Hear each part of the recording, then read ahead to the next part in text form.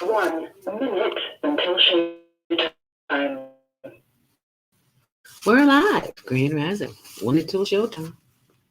It's showtime at the Apollo tonight.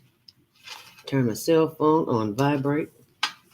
As I always tell my listeners, callers, I need to do the same thing, right? Okay.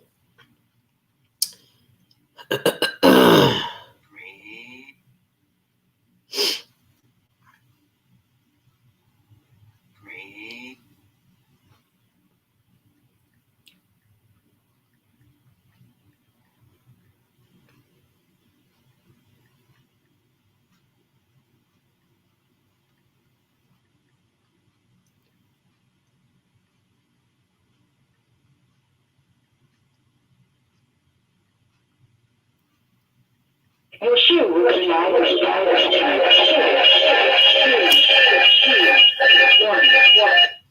muted.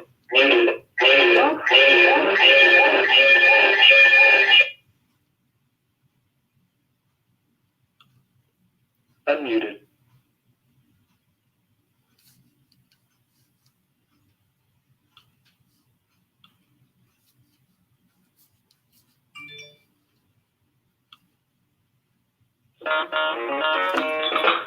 Women have the power to transform this world. We can end crime and violence if we all agree to do one thing: share. Let's share our wisdom, share our time, share our talent, share our finances, but most of all, let's share our love. This is the Female Solution. Join me, Naima Latif, every morning, 7 a.m. to 9 a.m. Central Standard Time, as we bring you stimulating discussions about the issues affecting our lives.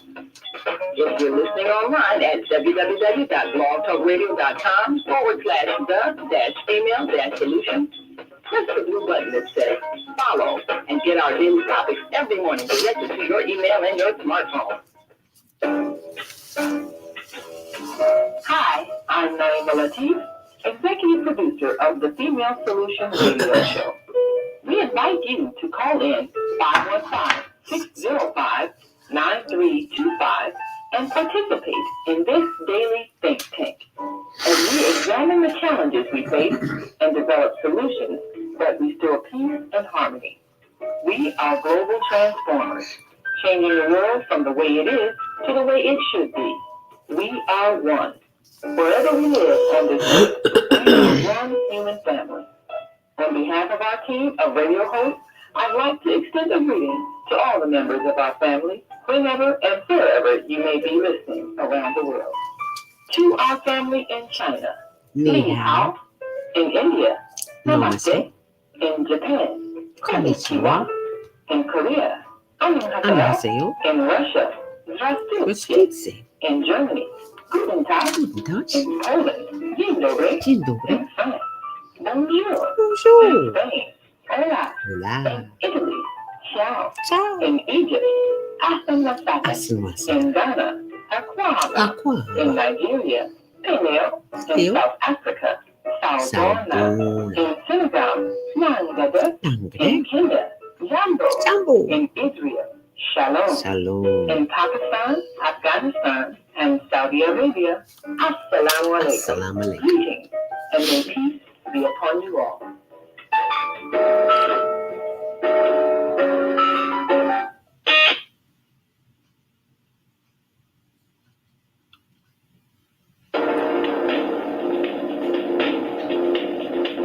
Is Monday morning a struggle to get out of bed into the swing of things? Don't worry, you are not alone. Join us for thought-provoking, stimulating, and mindful conversations on higher learning with Delta Speak. So your Monday morning mindfulness session on Blog Talk Radio, the Female Solution. Mondays, 7:30 to 9 a.m. Be sure and send your ideas, thoughts, comments, and suggestions. Also, if you'd like to be a guest on the show, visit DeltaSpeaks.com and send us your info. We'd love to have you. Experience mindfulness moments with the mindfulness/stress relief coach, Delta Speaks. And thanks for sharing the mindfulness moments with us today. Stay on purpose, stay empowered, and stay tuned for your next session of mindfulness on Higher Learning with Zelda Speaks. The Mission of Mindful Days. Thanks for listening.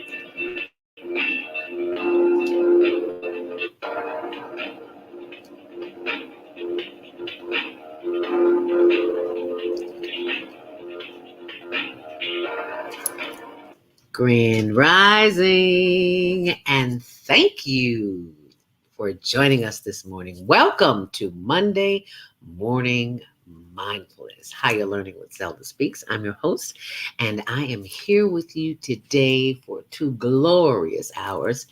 And happy Earth Day, birthday, born day.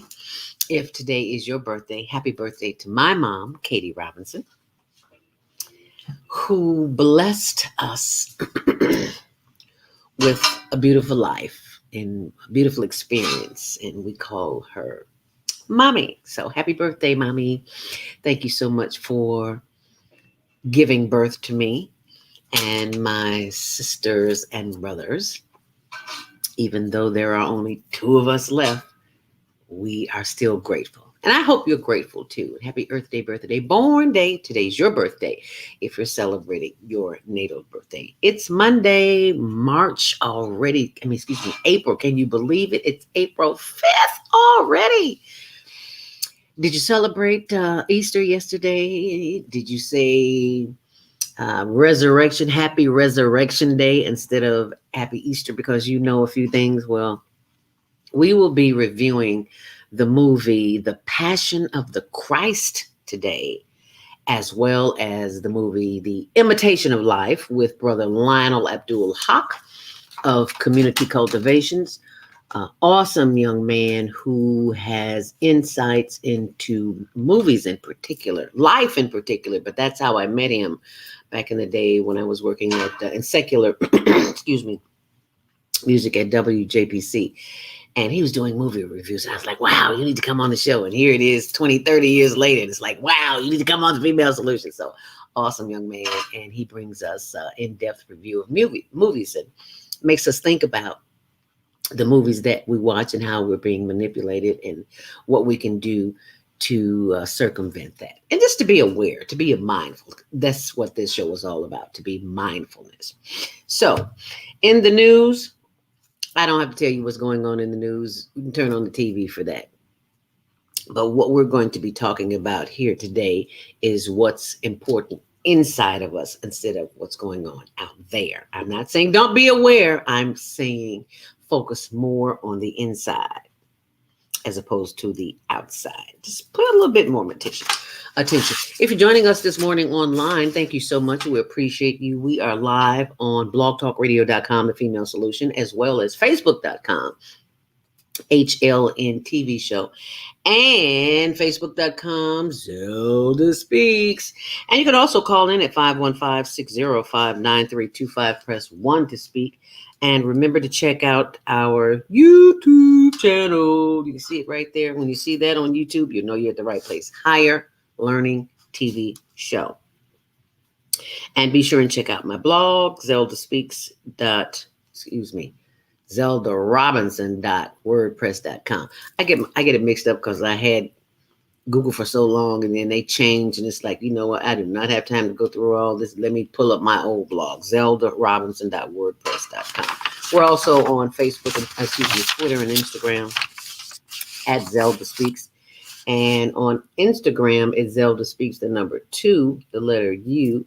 And also there's one Zelda Speaks to me, M-E. Don't ask me how that happened. Anyway, remember to set those DVRs for the Higher Learning Network TV show, Tuesdays at 6, Wednesdays at 1 on Channel 19, and 24/7 on the higherlearningnetwork.org.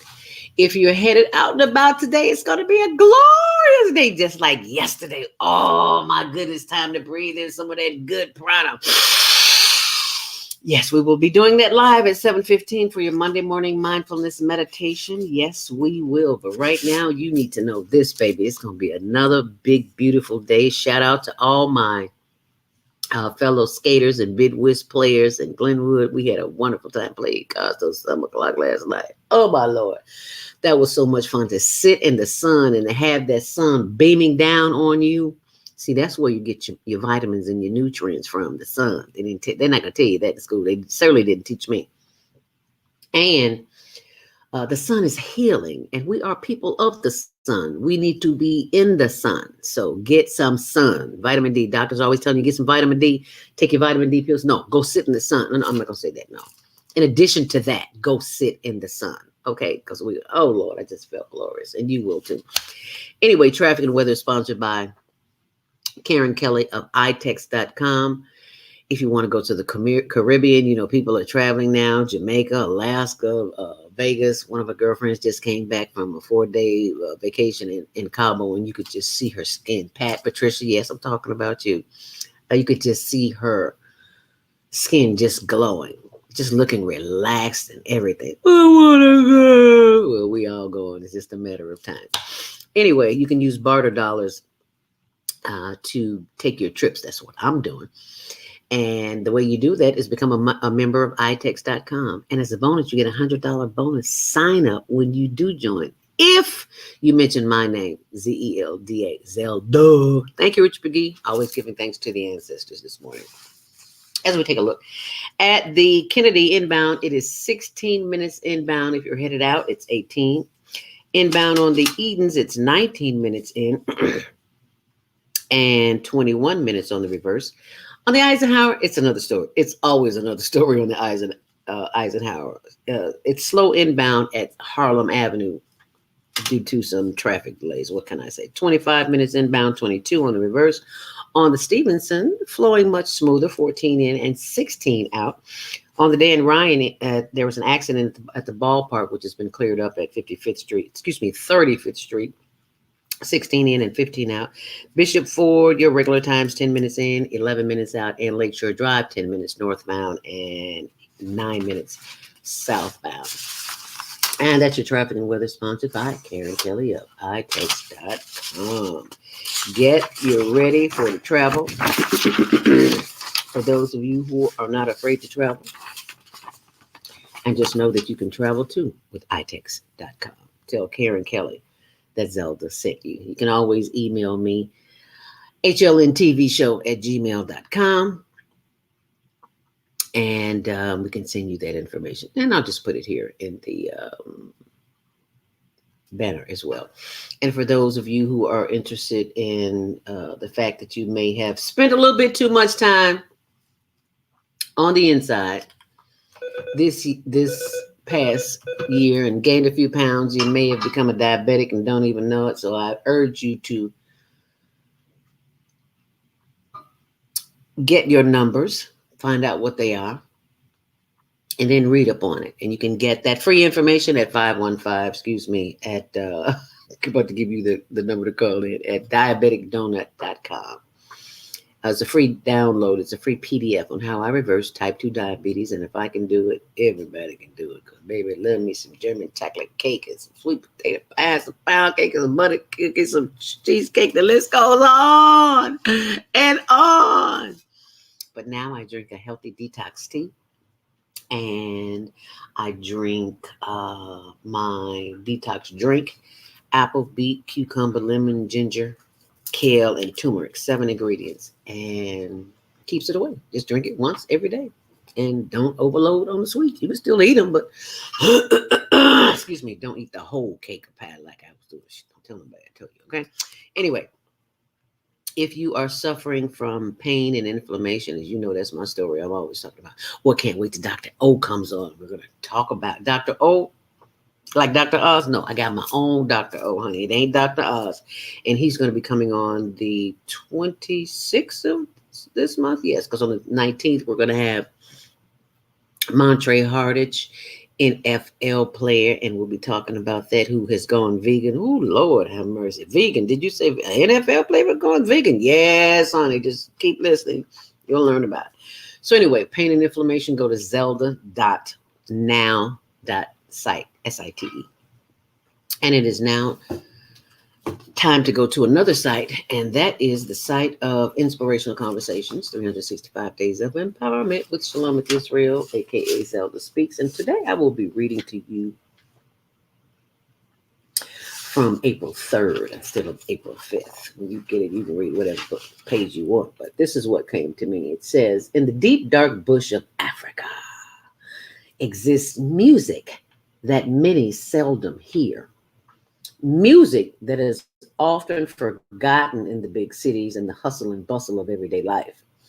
It's the music that we don't hear, the silence to the beautifully trained ear.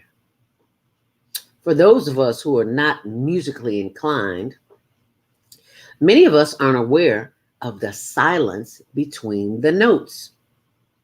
That's where the real music is. So, have you listened to the music of your mind today?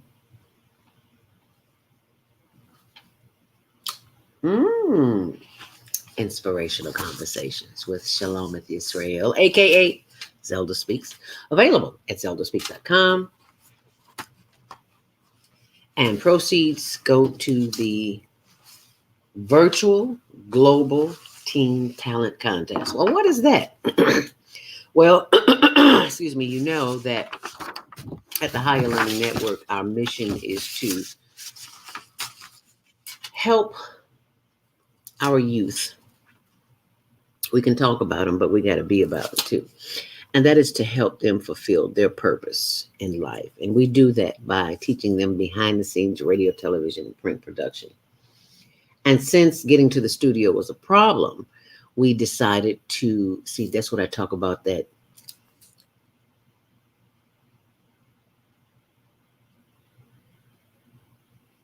silence. Did you hear that? You can hear the clock ticking. You can hear the birds chirping. And if you stay quiet long enough, you'll hear some things. You'll hear some answers to the questions in your head. So the thought came to me when I got quiet is to have a teen talent contest. And I didn't think anything about it. But I was doing as I was instructed. And so birthed the virtual global teen talent contest, where we had over 200 applicants the first time. It scared me out of my mind. I was like, oh my goodness, there's these many children who want to participate in this. Yes, there is. And they were not only from, they weren't even from Chicago.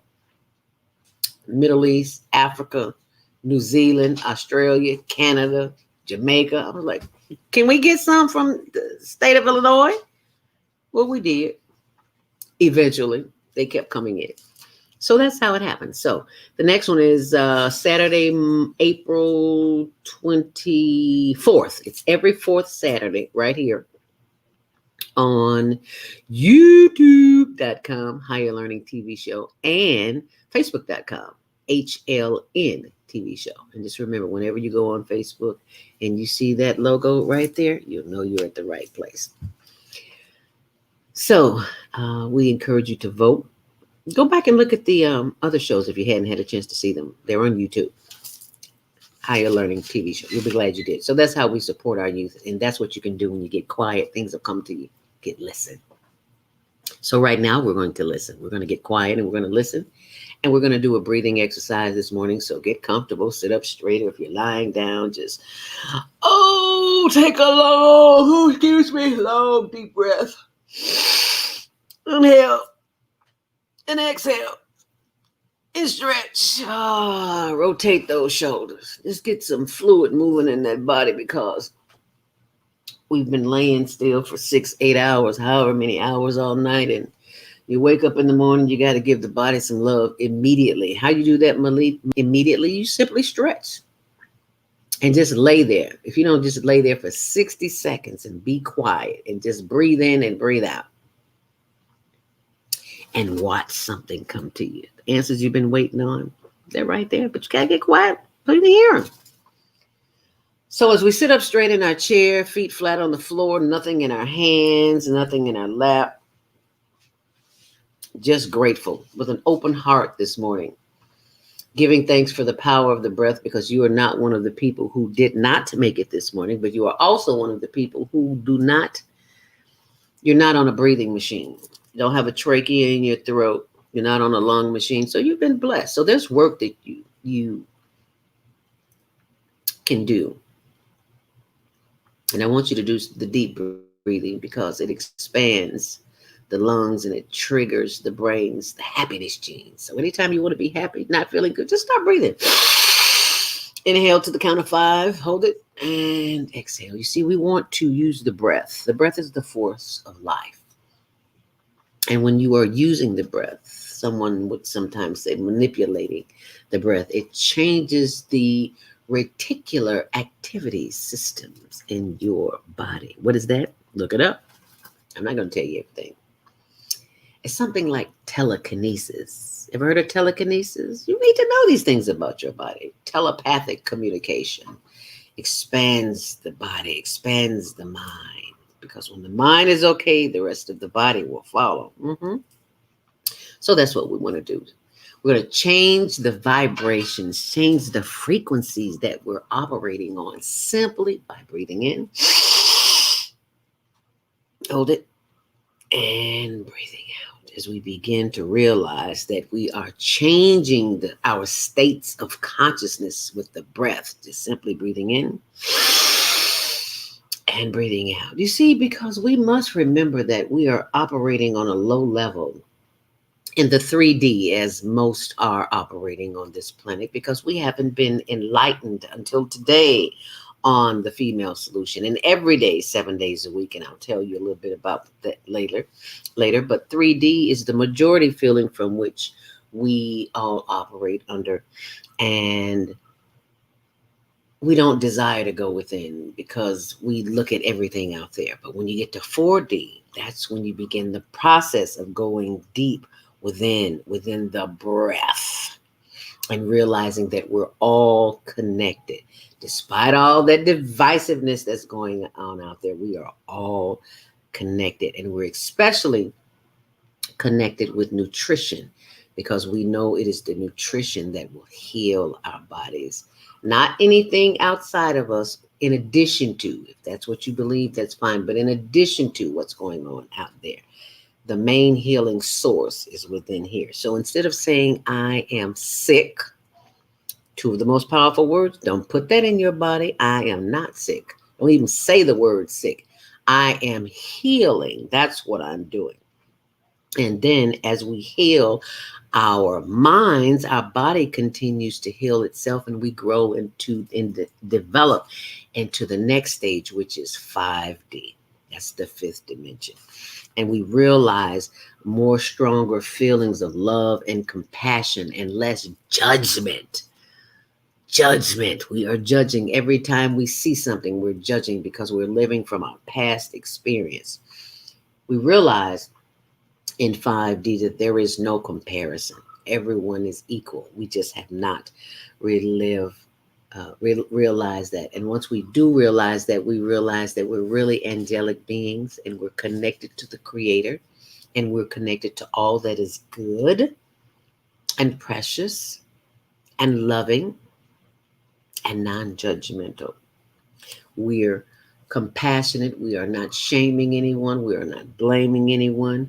We are just being the angelic beings that we are. As we breathe in, hold it, and breathe out. Didn't that feel good? Let's do that again. Once more, inhale deeply through the nose. Hold it, and breathe out through the nose. Oh, you can feel it calming the body already. Once more, inhale deeply. Hold it, and exhale. Zelda, why do you have us hold it? Because we need to get to that point. If we are ever in a situation where underwater, because you know they say black folks don't swim.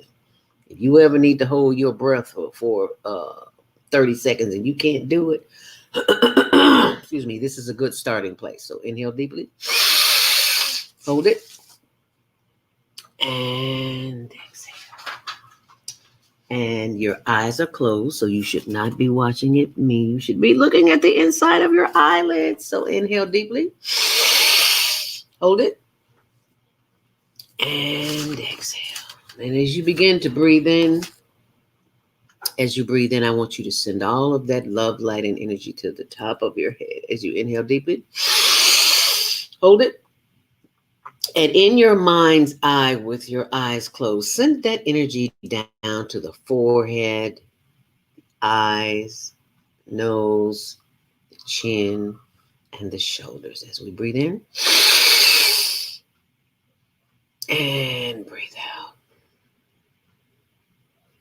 Just feeling that breath going through the body as we inhale deeply. And as we exhale, sending more love through the breath, down through the shoulders, the arms, the elbows, the wrist, and the fingers.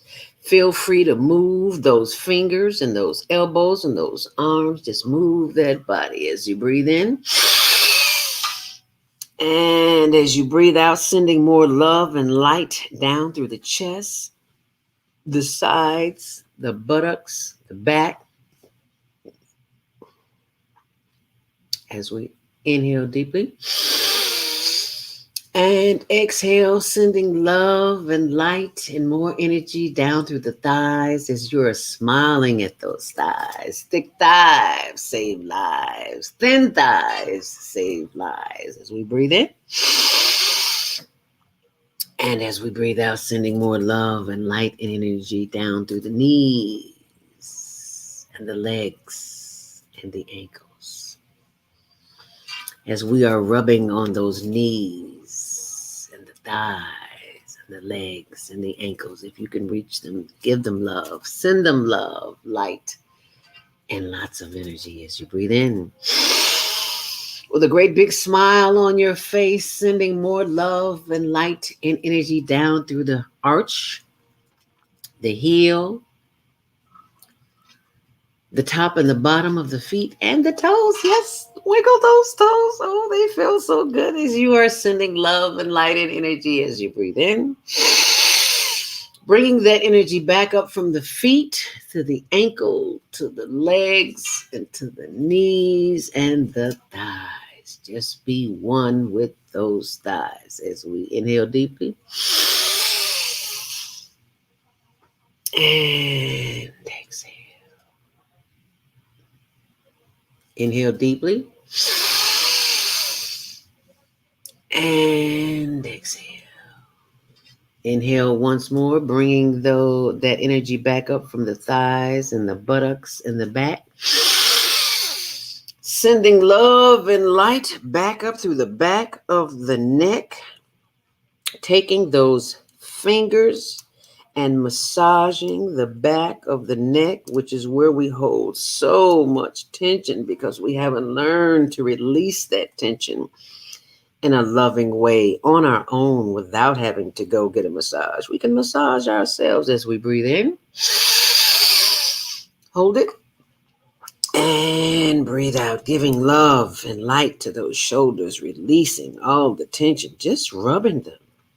Telling them how much you love the shoulders that keep all the tension. You release it right now because it does not need to be there. So we let it go as we breathe in. And as we breathe out, grab the back of that neck and squeeze the back of that neck. There's a vagus nerve running up and down that neck, and you want to send it love and light and energy as you squeeze it. With a smile on your face as you breathe in.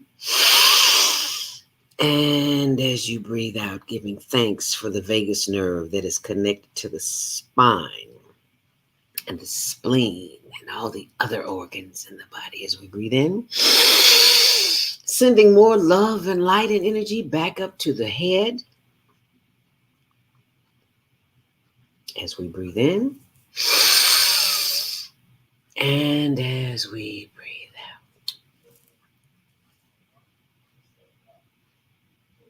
out. Doesn't that feel wonderful? As we inhale deeply, hold it, and exhale. Breathe in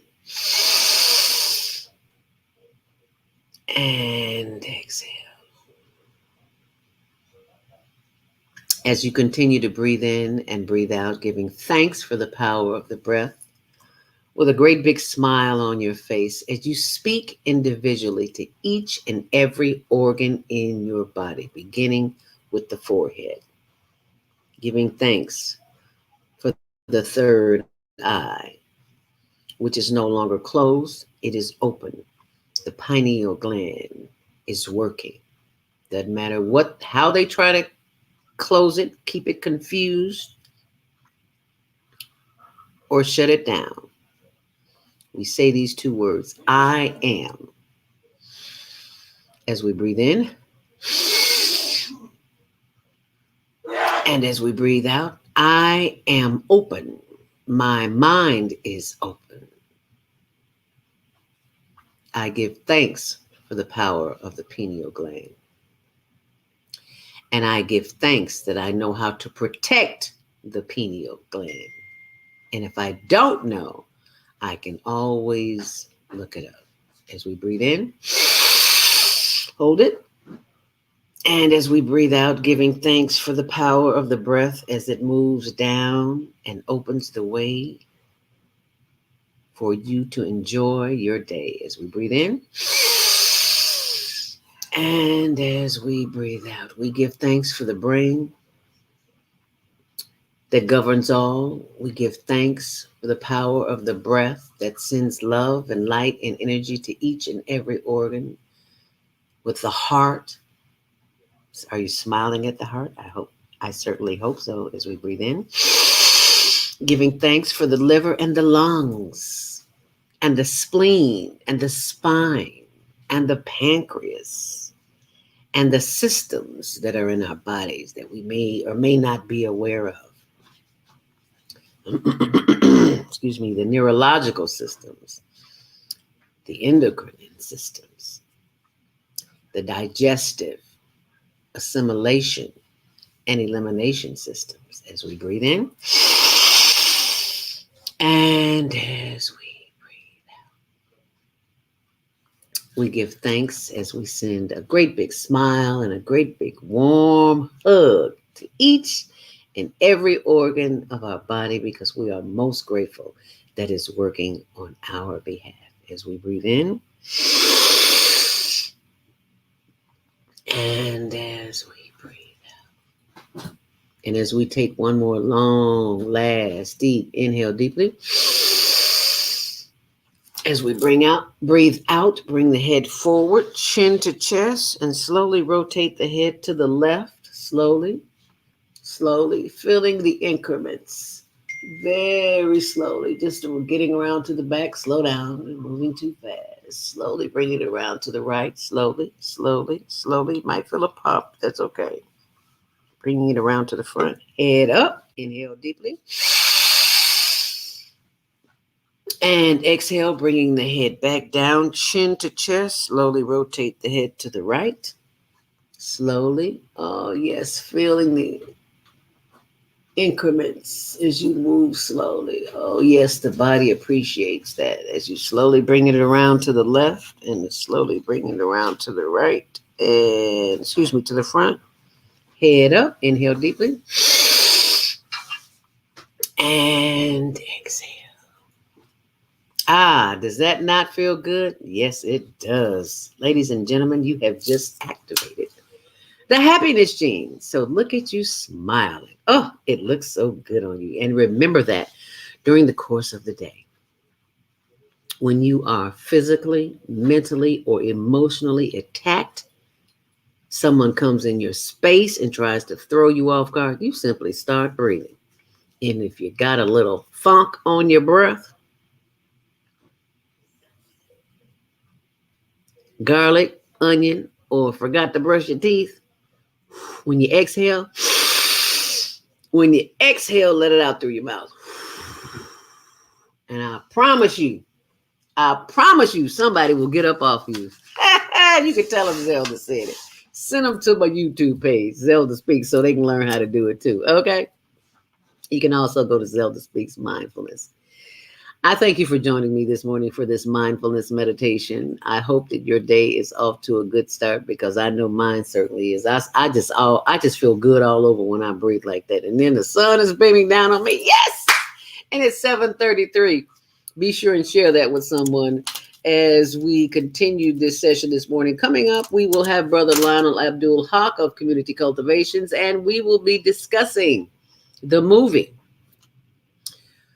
The Passion of the Christ, as well as The Imitation of Life. And we'll also be joined in this after the 7:30 break with our sign language interpreter, and that would be Mary Shelton of Fuquay, North Carolina. I hope I got that right. You can call in too, 515-605-9325. Press 1 to speak, and we'll take your call after these messages. We all say we would like to be wealthy, but wealth isn't determined by how much money you have. Wealth is determined by your power to define what money is. The dictionary defines money as something used as a way to pay for goods and services and to pay people for their work. So how would you like to have access to an unlimited source of money? Money that is not taxed by the government. Money that increases as you share the opportunity with others. Money that you can use to pay for goods and services and pay people for their work. I'm talking about Bitcoin. It's the future of independent wealth building. Bitcoin is the new money that you control. Get started building your wealth. Call 312-849-3456. That's 312-849-3456. Are you constantly arguing with your spouse? Are your children misbehaving and acting out?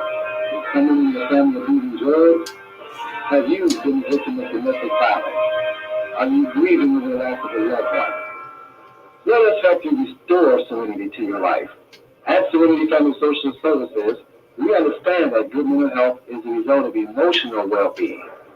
Our goal is to assist you and your family in removing emotional distress and restoring harmony and balance to your lives. We offer individual, couples, and family counseling.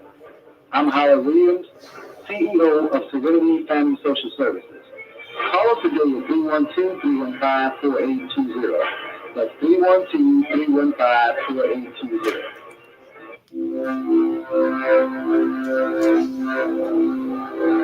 Do you want to live in a world without war? Join our global peace movement. Permaculture World Peace Restoration of Life transcends culture, religion, ideology, and other boundaries to achieve peaceful harmony in the global society. HWPL is committed to bringing world peace and cessation of war through peaceful dialogue between religious groups. I am Director Shin Kim of HWPL Chicago branch of North America. Join us for our next gathering. Call 773-580-1501 and be a part of the movement for world peace. Email us at chicagohwpl@gmail.com. Everything you need, what your body needs, is found in nature. So Susan Essentials doesn't do it any other way. Susan Essentials provides your employees and individuals access to over 20,000 nutritional products, and they are shipped direct to your door. Because Susan Essentials is certified in plant-based healing, we're permitted to offer you the best nutritional supplements on the planet. They're non-GMO and sustainably produced, and we take the guesswork out for you.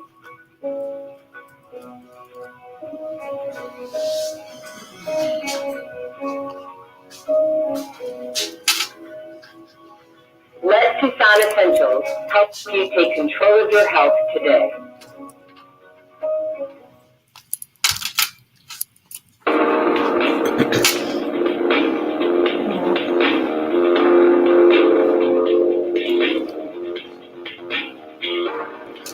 Grand Rising. It is 7:38. Thank you so much for joining us back here on the Female Solution. I'm your host, Zelda Speaks, as we are joined by our very lovely sign language interpreter, and that would be Mary Shelton from Haaque, North Carolina. Did I get that right, Mary?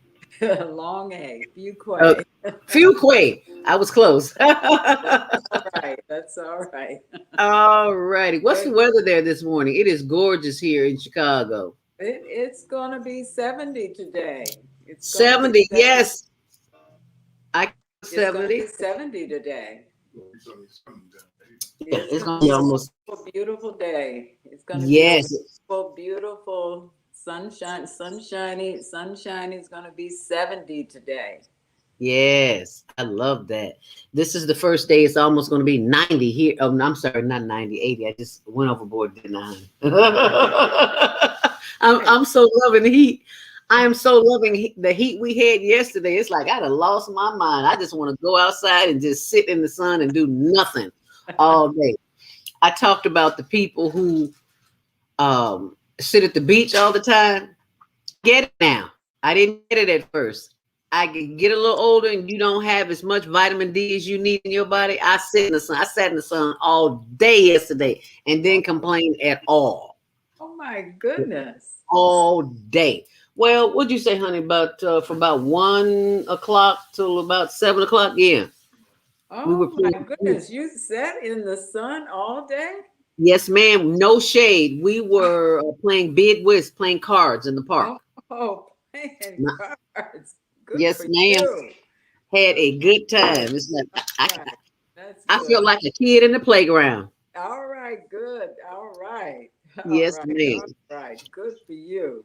So let me bring on another kid. No, he's not a kid. He's a grown man, but I just feel like a kid this morning, so I can be a little silly. He is anything other than a kid, honey. He is the one and only Lionel Abdul Haaque of Community Cultivation, coming to us live from the south side of Chicago as we are doing this morning a movie review, The Passion of the Christ and the Imitation of Life. Ladies and gentlemen, please put your hands together for the one and the only Lionel Abdul Haaque of Community Cultivations. Thank you so much for joining us, Lionel.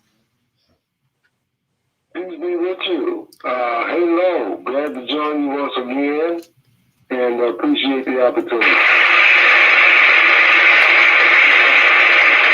Always a pleasure, because I know when you come on, you speak truth to light, and that's what we expect, and we know we're going to get something good. Amen. Amen. Mm-hmm. Amen. Selah. Shalom. Yes. I met Lionel some years ago when I was working in secular radio at WJPC. And for those who don't know who that is the only Black man in the city of Chicago that was allowed to have, you heard what I said, allowed to have a radio station. And it was AM because they said he didn't need an FM. So he was on AM and eventually turned to FM. But I met Lionel and had Lionel on the show because he was doing movie reviews. And he said some things during the course of the movie. And I was like, whatever the movies were, I don't remember at that time. But I was like, wow, that's awesome. Yeah, you need to bring these movie reviews to radio. So now he's back 20 years later. He's been doing it all that time. I just wasn't in contact with him all those times as I made my transition to different radio, TV shows. So now he's back. And he had such a wealth of information. How did you come up with the Passion of Christ and the Imitation of Life, Lionel? In terms of the discussion today? Yes. Well, it's a season. We got Passover. Right. We just had, this is the season for the changing of the season from fall to spring. And all of that is connected. It's very much connected. The changing in the seasons has to do with the beginning of life, the renewal of life, the resurrection of life. And so we need to make a connection between the seasons and the celebration. The whole concept of the resurrection of Christ is associated with the resurrection of life, and it's brought about by springtime. Mm-hmm. And it goes back further than Jesus. It actually is connected to ancient Kemetic, so-called Egypt, and its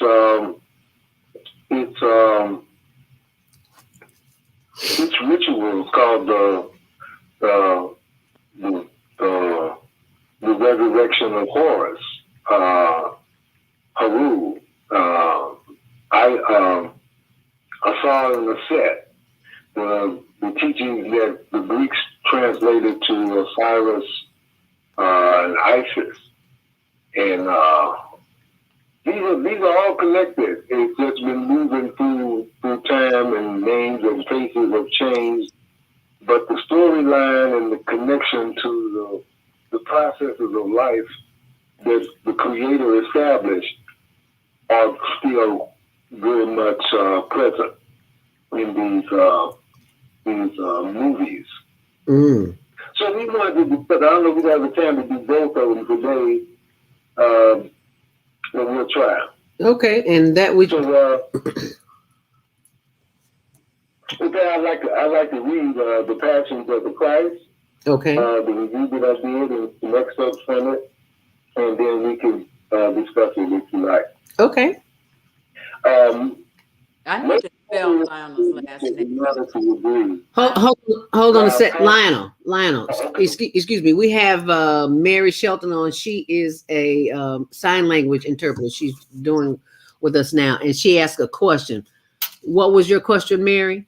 What's his last name? Haaque. Spell it, Lionel. Abdul. Can you spell it for me? Yeah, because Abdul and Haaque go together. Abdul Haaque. Abdul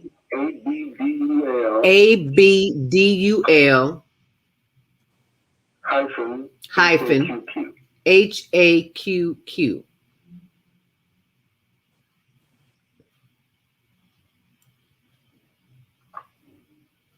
Okay, you ready? Ready.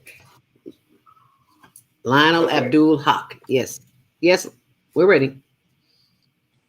Okay, this is the movie in which Christian Bale plays the character of Jesus. The Passion of Christ. Most serious students of humanity agree that our passion, that is the state or capacity to be affected by external agents or forces, is in essence form and potential who we are as a species. Parallel in meaning to mortal and humane, the passion of man is his capacity to care. In Webster's dictionary, the definition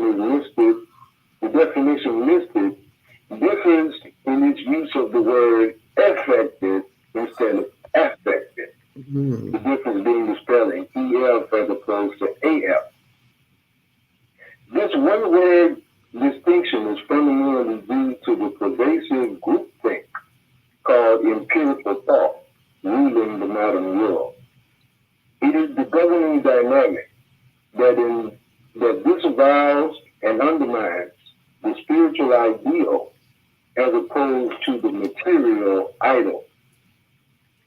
As author and authority over life in the universe, it is the nature of empirical thought, and imperial politics to do so, and thus the standard criterion applied to test the merit of institutional ideas is so spurned, prejudiced, and biased. It rejects as unsubstantiated the very idea of an immaterial reality, one almighty creator that is neither subject to nor interdependent with creation. It further rejects affected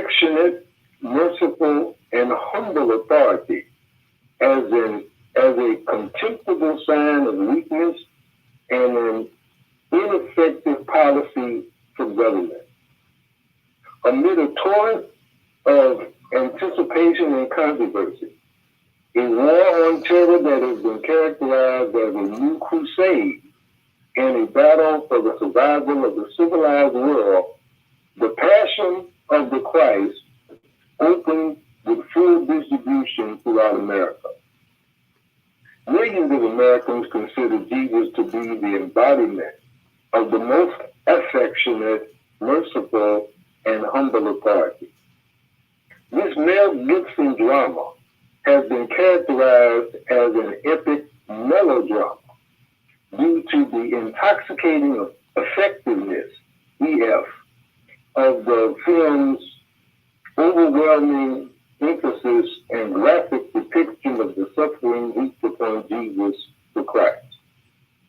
This just 4 days after his entry into the city of Jerusalem while being praised by the multitude of people under the imperial authority of the Emperor Caesar of the Roman Empire. It is important to note that Webster's dictionary lists the word Gibson and defines it as an intoxicating cocktail made with gin, vodka, and onions. It is our contention that the last 12 hours depicted in the film were preceded by an intense campaign of slander and intimidation that made Jesus and anyone who supported him subject to the awful wrath of Caesar. As predictable as the kind of knee-jerk reaction that one can get by turn a herd of cattle, grazing cattle, into a stampeding mass of destruction and death. The events and propaganda before and after 9/11 2001 have succeeded in driving us into an unjust and escalating war. We further contend that the intent of this and other recent films is to fan the flame and push the buttons that can turn a mass of mortal, humane, and passionate American people into a violent, bloodthirsty mob. The same indoctrination of divine sovereignty and terrible, heavy-handed authority that Rome used to turn its subjects against Jesus is being used today. Muslim Americans, particularly those converted from an African-American Christian orientation, are a highly active, stabilizing agent in this volatile mix. A strong commitment to issues of social justice born from the history of slavery, coupled with the courage inspired by the example of Jesus, found a place of soulful rest and conscious understanding in the Holy Quran and the traditions of the Holy Prophet, may peace be upon him. A teaching and tradition that gives tremendous light and clarity to the age-old struggle of humanity to overcome the greatest obstacle to our mortal fulfillment of universal peace. That is the vain, glorious aspiration for immortality.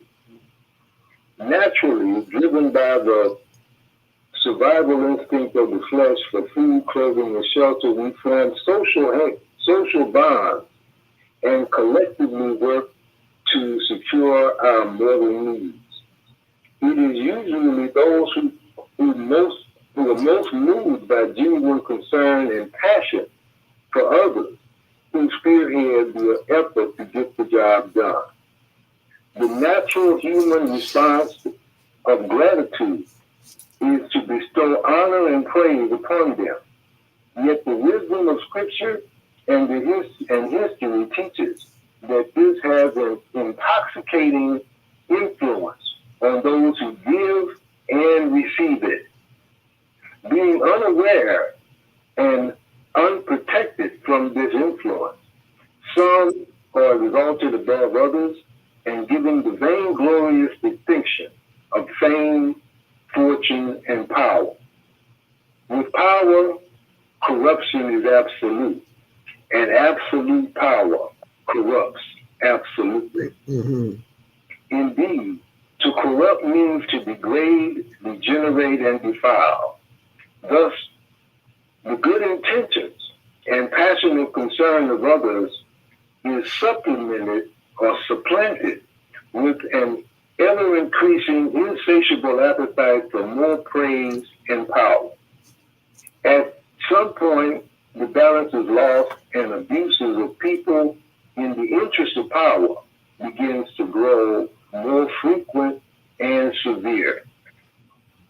Man does not live by bread alone, but by every word that proceeds from the mouth of the one God.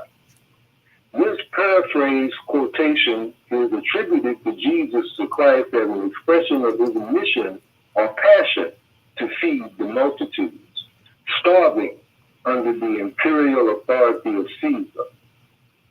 The meaning is clear that as the flesh is nourished by bread, the mind or soul is nourished by the guidance of divine truth. Through the courageous sacrifices of those whose passion is to respond and serve the needs of others, the one God, Allah, sends his healing light to comfort, encourage, and strengthen. It is our contention that the materialistic, vainglorious, and oppressive nature of empirical thought and imperial politics in the modern world is the stolen legacy of pharaohs and Caesars. The ideals and policies that they foster are intended to corrupt the vital nourishment of nature and life with these poisonous pollutions, making it distasteful enough to reject both message and messenger with the kind of profane, insane, and inhumane cruelty depicted in the eyes of Mr. Gibson. That's the review. Now, a lot was said in that, and I don't know if you need to take a break first or what, but the idea that we're conveying is that empirical thought and imperial politics are what have become the enemies of humanity in the modern world, supplanting the true idea of Jesus and humanity with a false idea of vainglorious, oppressive power that denies human kindness, human consideration, and human character, and supplants it with this vain idea of human immortality and oppressive authority over people's lives. Mm-hmm. And they're doing it in the name of Jesus. Mm-hmm. Yep. Beat them by the word, train them by the word, confuse them with the word. That's the story of the day. If you just tuned in, you are listening to Brother Lionel Abdul Haaque of Community Cultivations. And today we are discussing movie reviews, The Passion of the Christ. Now, I am one of the guilty ones where I have not seen the entire movie. I've only seen excerpts from the movie because every time I turn it on, I'm close to going to sleep, and it watches me more than I watch it. But if you've seen the movie and you'd like to comment this morning, we'd love to have your comments at 515-605-9325. And you can speak with Brother Lionel Abdul Haaque, and we can continue this conversation. Also, if you're watching online, feel free to post those comments in on our Facebook page, facebook.com, HLN TV show, or Zelda Speaks, as also as our YouTube channel, Higher Learning TV Show. It is 7:58. You can get those calls in, and we'll get your calls in. But we're going to continue with the conversation. Lionel, it appears to me that we have been so manipulated by the images that we see in front of us that part of the conditioning, it is conditioning, and it's holding us back because it does not allow us the opportunity to really go within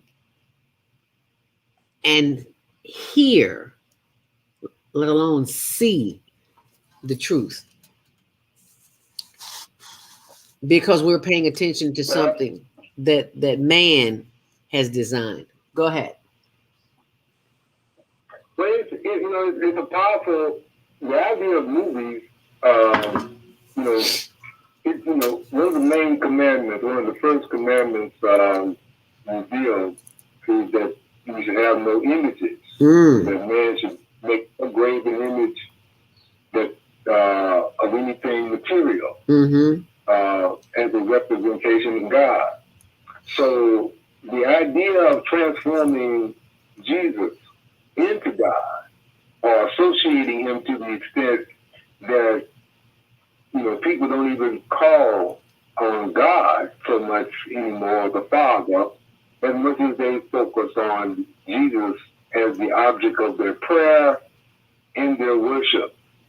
And we think that's a big mistake. We think that's part of the imperial politics of those who seek to rule over and enslave humanity, is to make them worship materialism.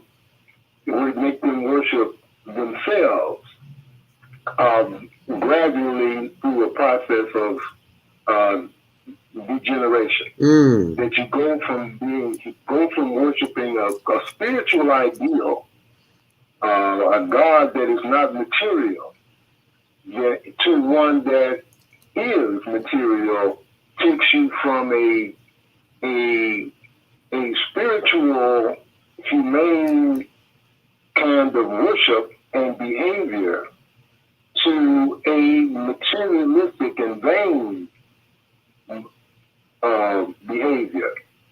And that's exactly what has happened in the modern world, that we have gone from being considerate and kind to being vain and selfish. We've gone from focusing on us and we to thinking about I and me. And the consequence of that is socially degenerate. It kills, it undermines cooperation and mutual support for each other. And as a consequence, people are much easier to exploit and to take advantage of and enslave. And that's where we are. We're on the cups. We're on the brink in this 21st century of either resurrecting our spirit, our souls, or being damned forever and condemned to go down with a material world that is collapsing like a house of cards. Say that again, my brother. The material world that is collapsing like a house of cards. Reminds me of the movie of House of Cards, but you got to do that one another day, Lionel. That's another movie that needs to be reviewed. But right now, we need to review some very important messages for you. And that first message is just to keep it moving right here on the Female Solution. We'll be right back. Hi, I'm Dr. CJ of Valona Health, where we combine orthopedic manual therapy and neuroscience to treat the whole person. Health tip for the day is keep it moving. Doesn't matter how, just keep it moving doing something you enjoy. Walking, dancing, rolling on the floor with your dogs or kids, really anything. The body craves movement to keep its bones, joints, and muscles happy. Even our mental health and internal organs and digestive systems rely on our movement. Thanks for being a part of the Higher Learning Network on the Female Solution. What if you could live to be 120 years old and remain active, healthy, alert, and vibrant? Our bodies are made up of cells that are constantly rejuvenating. So if we take proper care of ourselves, we can literally defy aging. Join us every Tuesday from 7 a.m. to 9 a.m. Central Standard Time to learn about self-care from Susan Essentials on the Female Solutions Blog Talk Radio Show. Learn how to help your body and your cells feel rejuvenated each day through proper nutrition, sleep, frequency medicine, and many unconventional methods of self-care. I'm Jody Susan. Join me and my amazing guests by calling in at 515-605-9325 and press 1 to speak. We'll help you achieve a breakthrough in your health today.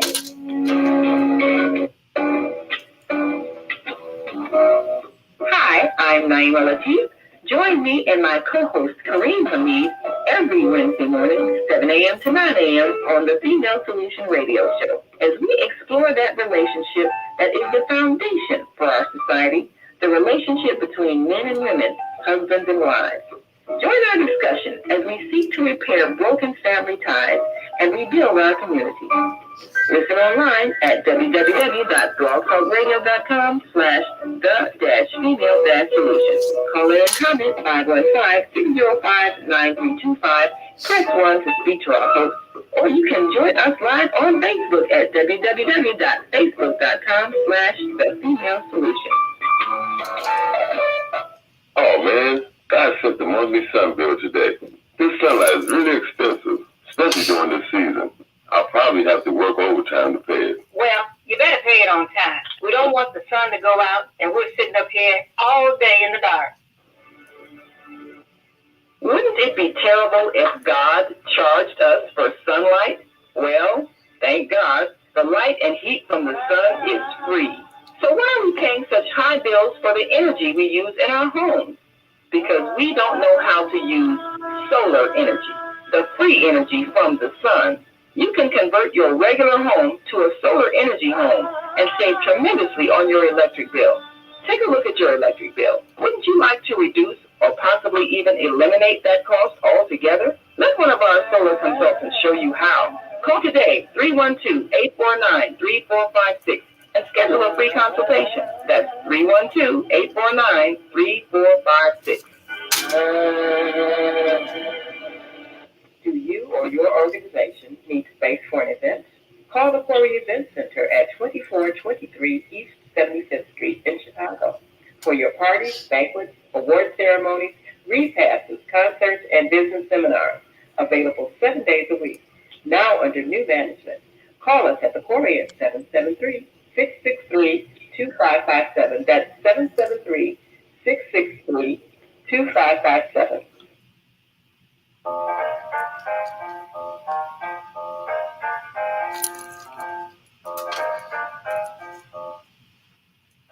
Have you ever dreamed of going to exotic places, meeting fascinating people, enjoying uplifting music, and spending nights in a luxurious hotel?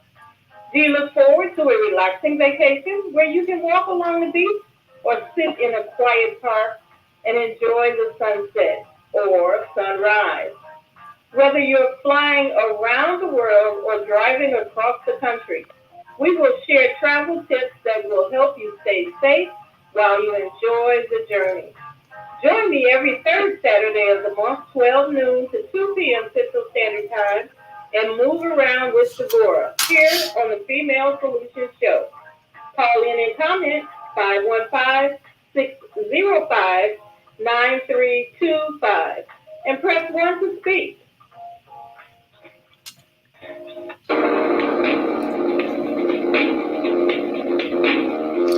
Grand Rising, and thank you for so much for joining us back here on the Female Solution. It is 8:08. I am joined today by our very own Mary Shelton from North Carolina.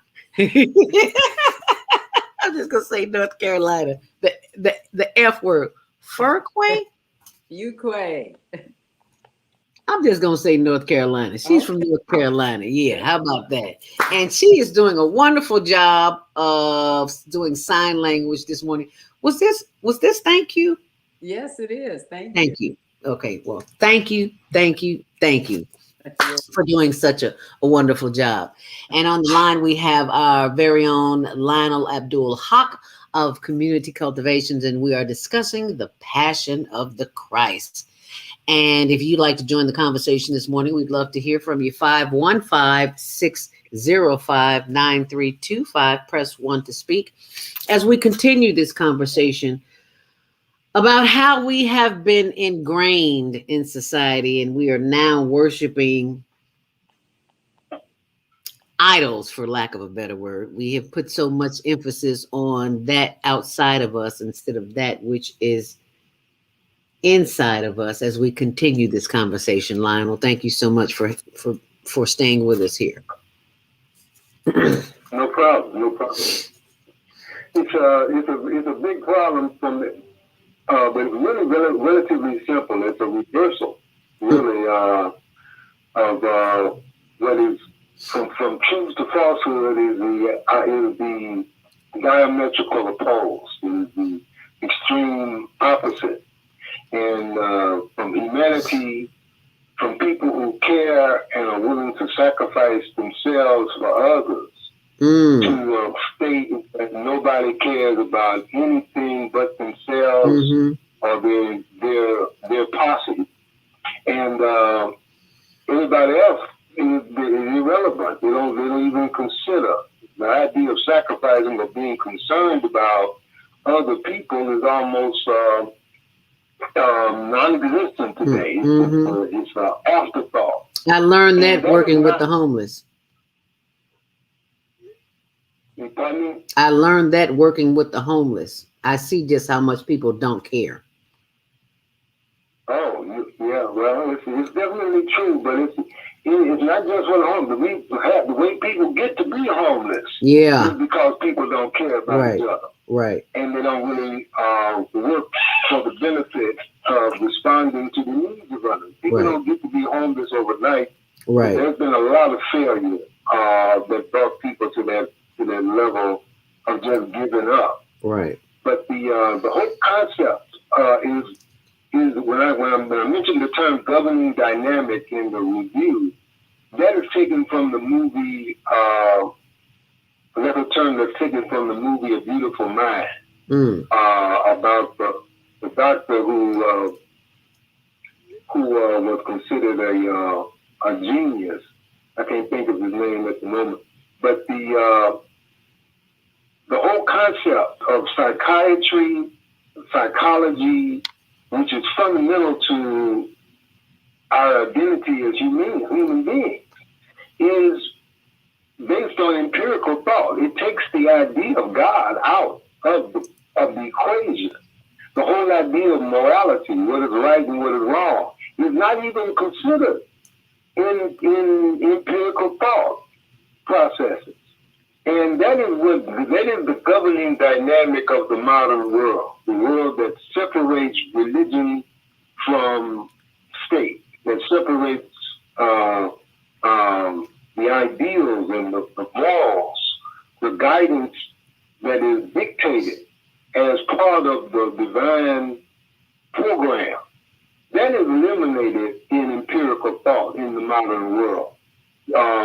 Psychiatry and psychology eliminates the whole concept of what is right and what is wrong and just evaluates things strictly from the standpoint of what they consider to be empirical facts, material facts. Those are the things that are operating in our modern world to shape our view of humanity. And as a consequence, our humane character has virtually been starved and eliminated from our processes of life. And that's why the world is getting worse and worse, is because we're following and going in the wrong direction in terms of evaluating our lives. You make it sound as if it's really simple to turn things around. How is it so simple Yeah, when there's so much chaos? because once you recognize the lie, Mm. the idolatry, the philosophy of idolatry, worshiping material things, is based upon you taking out the idea that there is a God who is immaterial, who is separate from this material world and not influenced by it, but who has total control over it. And that the processing of moving us out of darkness into light is to move us from a material dominant world to be resurrected and to resurrect that spiritual life through that process to an even higher level than it was before.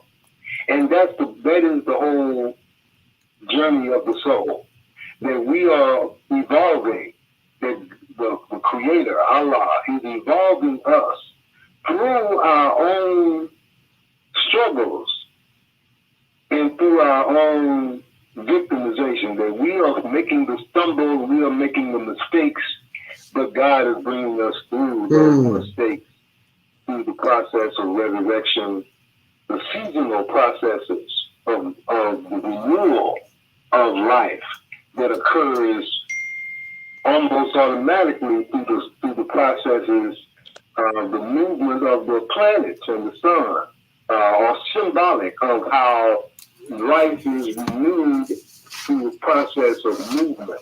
And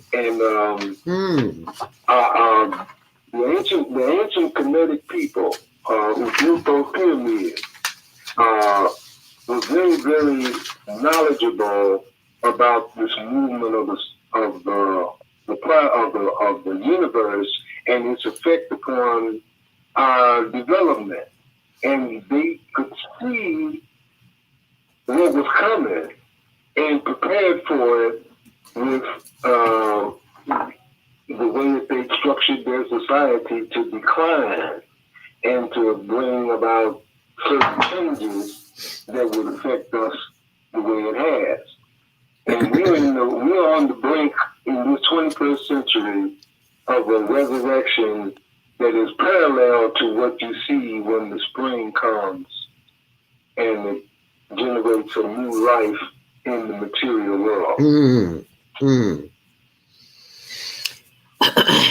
I was thinking about how the seasons change, and because I was looking for some new plants, and even though I was ready for a project that I'm working on to have all these new plants, as you can see, I'm surrounded by a few new ones in the studio here, that nothing happens before it's time. Even though I'm ready to have a new experience with more plants, the season hasn't quite evolved yet. So you've got to wait until the changes are made by nature before you can have what it is that you so desire in the changing of the season. And you said something very important, Lionel. You said life is renewed through the process of movement. And in this particular case, not the physical movement, but the mental movement, the movement of our minds, the shift in our thinking. That's what's needed in order for us to evolve.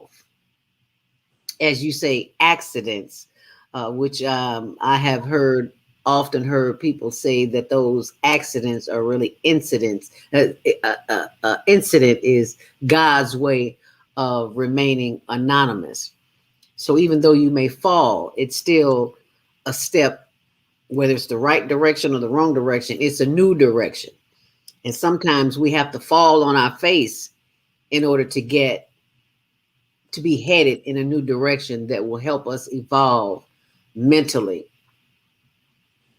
as well as physically. Even in the job, you learn something. Yes. And it helps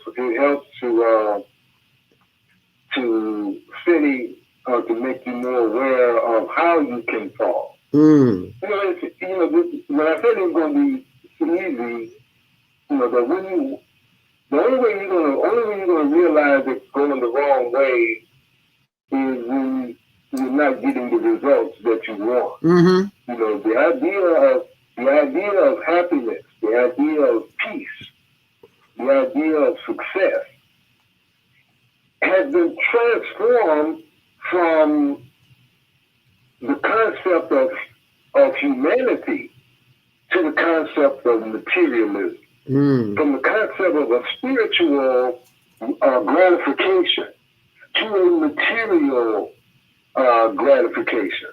That we have been programmed and conditioned in the modern world to gain more satisfaction or to seek satisfaction from material acquisition as opposed to the gratification of the soul, the spirit, by doing good deeds and helping others. Mm-hmm. And that is the failure. That is the failure of the modern world. That is what produces homelessness. That is what produces the situation where people are being killed and nobody will come forward to offer any testimony to help capture the assailant. Just like the incident with George Floyd. Just like the incident with George Floyd, where the young lady supposedly in the news now is being threatened because she saw and heard and filmed. Absolutely. And, just like George Floyd, the images of Jesus is being utilized in the movie The Passion of the Christ. Mm-hmm. The main thing that they showed was the terrible way that he was treated. Mm-hmm. It all comes in contrast to the fact that he was greeted like a king when he went in, and as a result of the intimidation and the threats that were coming from Caesar and the authority of Caesar. Because to say that there's a God other than Caesar would get you killed in ancient Rome. Immediately. And that was where he came in there. He came in there with that intent to talk about a greater authority than Caesar. And that's like talking about there's a greater country than America in America. I mean, people don't like to hear that. They don't want to hear that. No. But the idea that America is great is something that is really a false narrative, because greatness is not based on material might, especially when you acquire that material might by stepping on and abusing other people. I mean, we got a wake up situation in the world today with this coronavirus that clearly makes it a point that if people don't care about each other, we are all in trouble. Yes, sir. because it's the caring about others that will make you want to wear a mask and protect yourself and to protect others from this disease. And if you don't care, then we are all in trouble, because there's a whole lot of people out here who just don't care.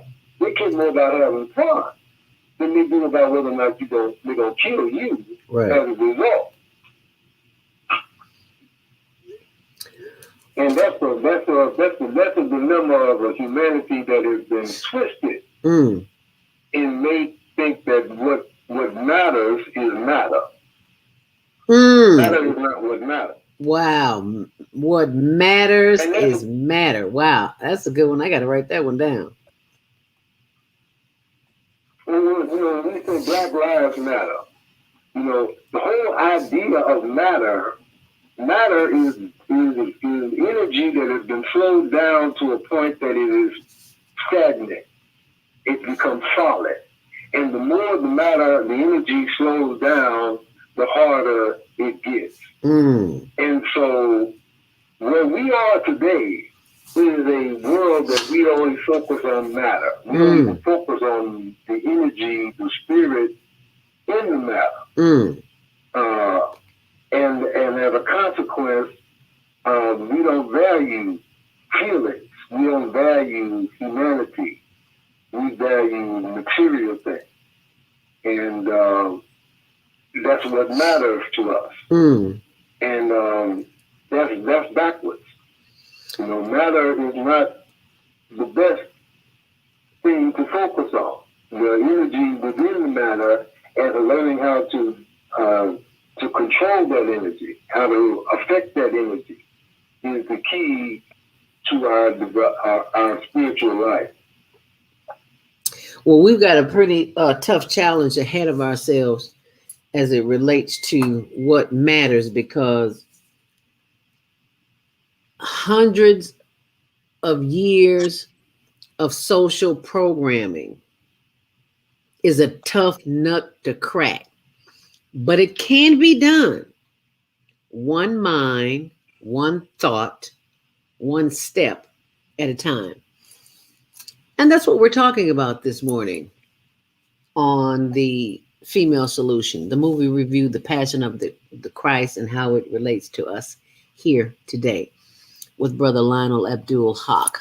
Hope you're enjoying the conversation. If you'd like to join the conversation, we'd love to hear your thoughts and comments. If you're listening online, 515-605-9325, press 1 to speak. I love what you said about what matters is matter.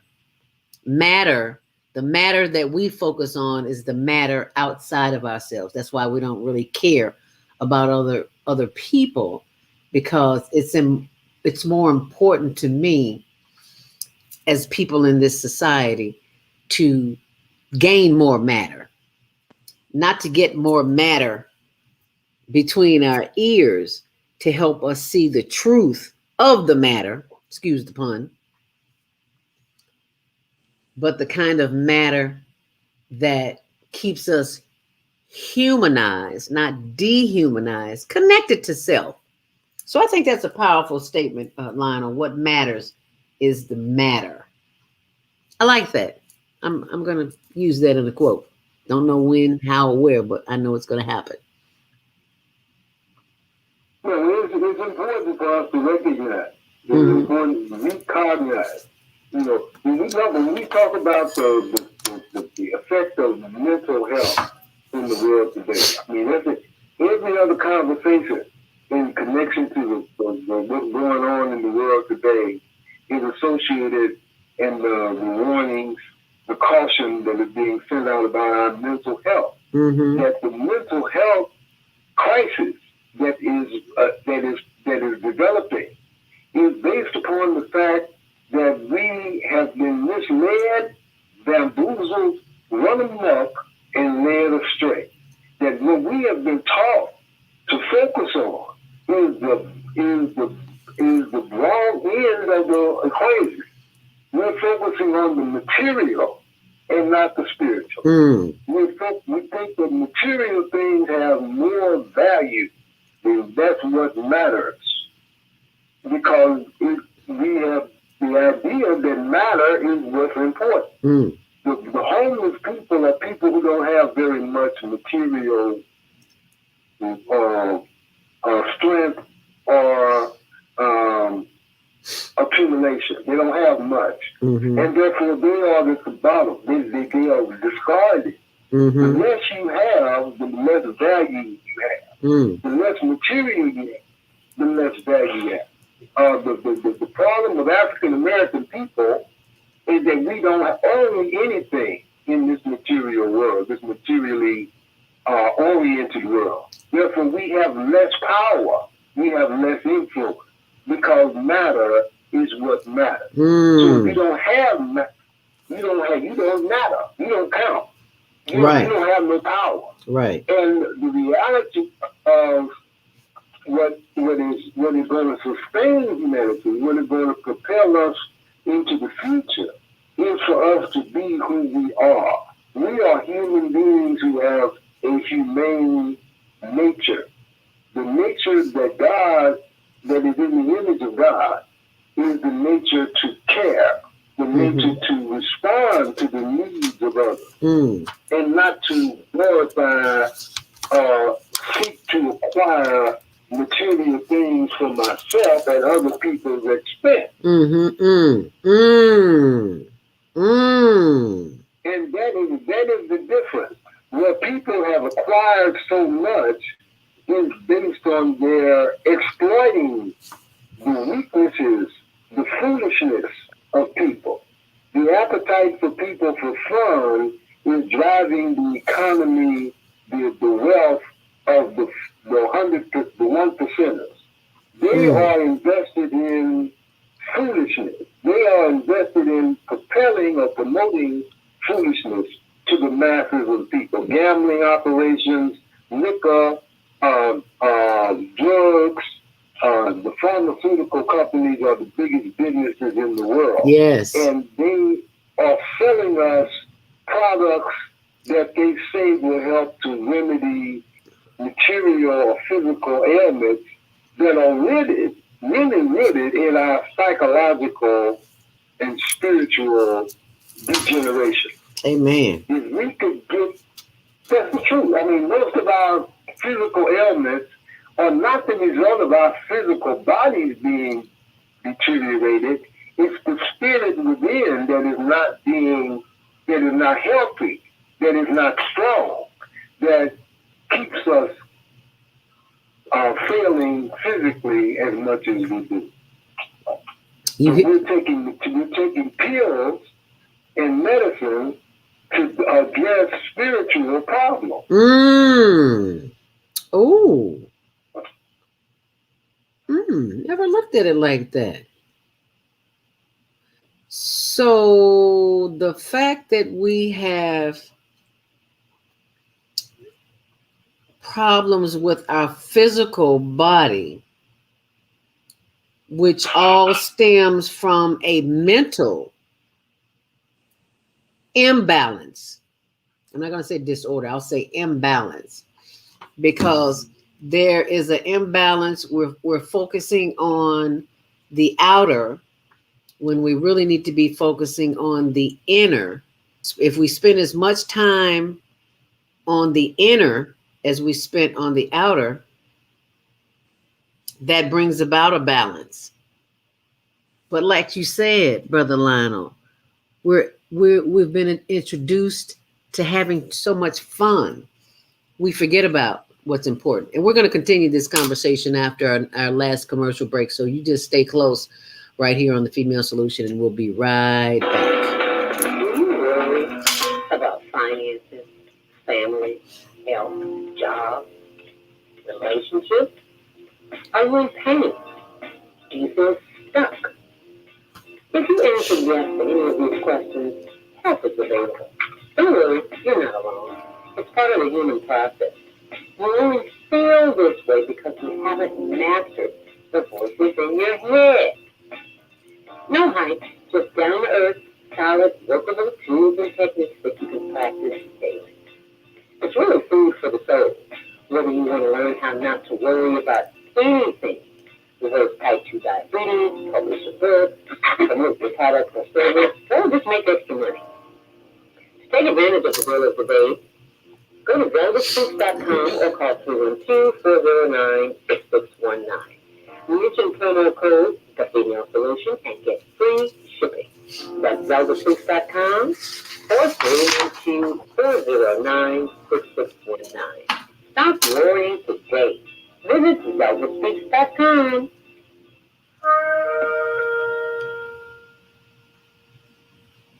I'm Haaque, your holistic life coach. These days, it's more important than ever to work on your physical, mental, emotional, and spiritual health. Are you consciously breathing deeply in stressful moments? Do you have a plan or daily routine to maintain balance in your awesome body? Are you struggling to be disciplined in your eating habits? When you partner with me, I'll help you develop a personalized health plan that works for your particular lifestyle. You can find out more about me at yourholisticlifecoach.com, where you can also review my 3-step protocol to guide you to abundant health. That's yourholisticlifecoach.com, and I'm Haaque. Hi, this is John Alexander. And I'm Lionel. Meet people like you who are making a positive difference in the world. Find us every day on The Media Connection at www.youtube.com/TheMediaConnectionTV. You just listen.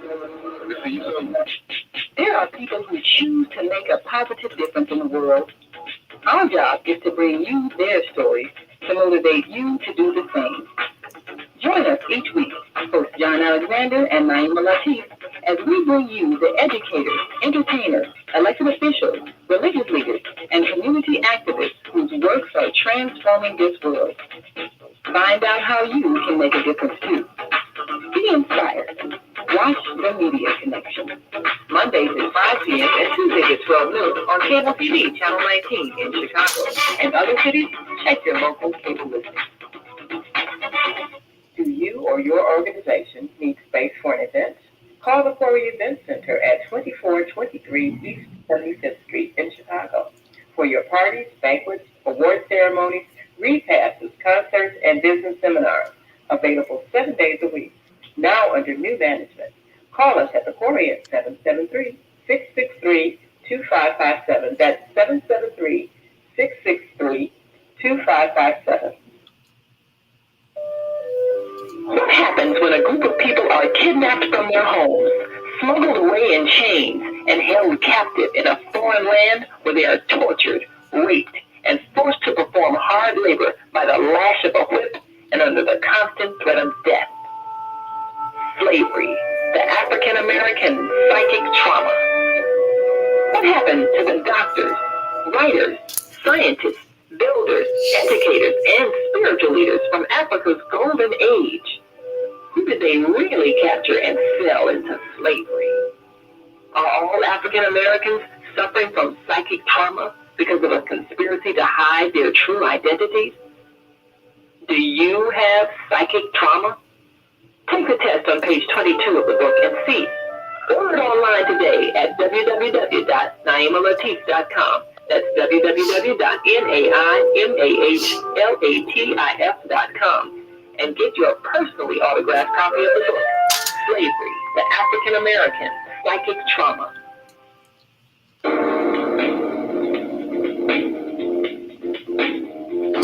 Grand Rising, and thank you for joining us back here on our last half hour of the show on the Female Solution. Welcome to Monday Morning Mindfulness.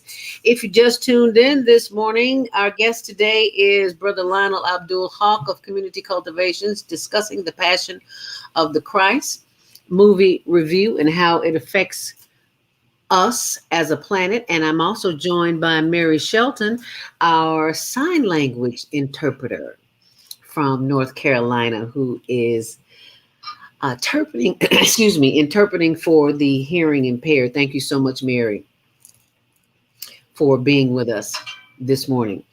Before we went to commercial break, I thought it was just so powerful, the comment that you made, Lionel, on how we have been instructed to consume.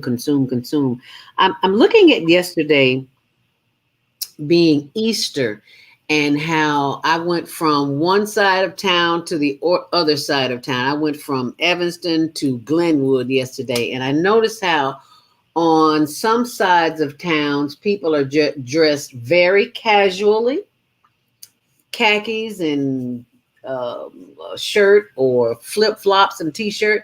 And then I get to another side of town and we are dressed to kill. Now you talk about conditioning. I said, why is that? And it all came back to what you just said, because matter matters. If you don't have what supposedly matters in the planet, then you don't matter. So who's to say what matters? Go ahead. Well, matter is materialism. And the idea of matter is the first two letters, M-A-T, matter and materialism are the same. And it's also connected with the matriarch, matriarchal, the female influence is associated with the societal influence.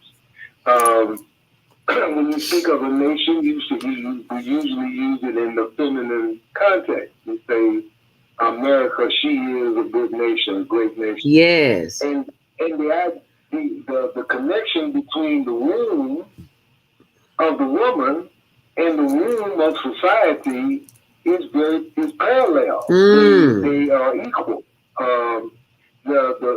The role of the female in shaping and developing the life within it is like a society that shapes and influences the minds of the people of the society with the ideals, the principles, the values that are inherent within the womb of that community, the community life. And so the people reflect the language, the traditions, the values of that particular society. The style of dress, everything, the customs.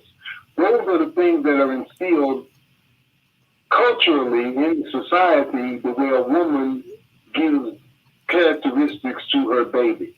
And our culture, the so-called culture, I don't even call it culture, I call it culture. C-U-L-T-U-R-E. That it is not designed to grow us into the spiritual likeness of our Creator.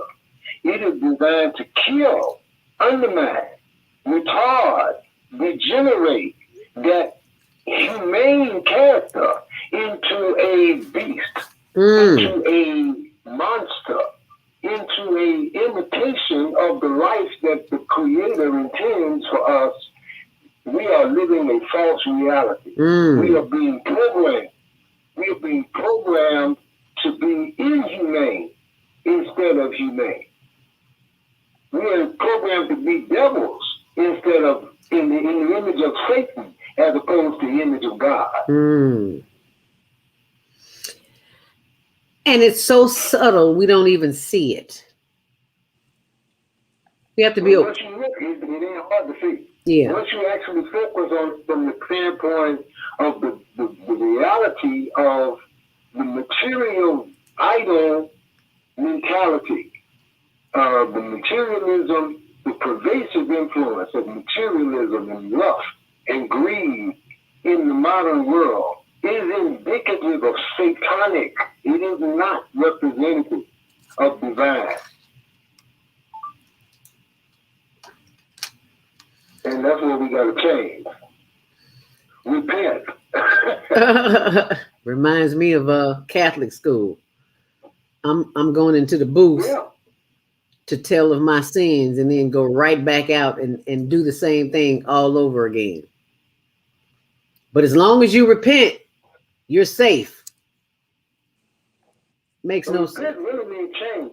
Repent means so it ain't enough to just say you sorry. You got to change. Repent is to redevelop, recognize, restructure the way you've been made to behave into a different way. And if we reject this material ideal that the money is what is God. I mean, people say that the almighty dollar. Yes. That is indicative of a mindset, a conditioned imperial thinking that doesn't care about anything else more than it cares about making money. And we gotta trick you to make more money. We'll do that. If we gotta turn you into a freak in order to make more money, we will do that. In fact, the bigger fool you are, the more money we're going to make. Mm-hmm. And that's that is where we are in the modern world. Mm. Those who have the only thing 1% of the people can control 90% of the wealth is that they are playing a game. They are tricking people. They are deceiving people out of the way that they should be into something else. They're being misled, bamboozled, run amok, and led astray. And that's what we got to change. We got to change. If you want something different, you don't have to do something different. You got to do something outrageous, like like think, like tune out. It's a daily, constant challenge to turn off. You know, we walk around with these cell phones glued to us. It's like we can't live without them. It's like you can't. Remember, we used to go to the store or leave the house for whatever reason, and you don't have a cell phone. We didn't have one. We didn't know what it was. It's like now you feel naked if you don't have a cell phone. Just like women, we feel naked if we don't have on earrings to dress our face up in the morning. You gotta have makeup. Yeah, you gotta have makeup. You gotta put your face on. Yeah. I say it all the time because I don't know how Naima wakes up in the morning and does her 5:55 a.m. message. And I mean, just looking gorgeous. And she doesn't even wear makeup. But that's what we've been taught, is that we need makeup because we're not beautiful just like we are. We need something else to enhance who we are. That's why we shop the way we do. That's why we buy into this mindset that we are less than if we don't do a certain thing. And that certain thing is controlling us. Being born in sin is to be born into a society that makes sin natural. Wow. I never looked at it like that. Repeat that again. Say that To be again. born in sin. To be born in sin is to be born into a room environment, a social environment where sin is promoted. Wow, I like that. Yes. It's a natural process for you to be sinful. Yeah. In a world that is promoting sin. Yes. It's natural. Right. Wow, I never looked at it like that. Well, the whole idea of fun is sensation. And as you grow from childhood into maturity, the sensation goes from SEN to SIN.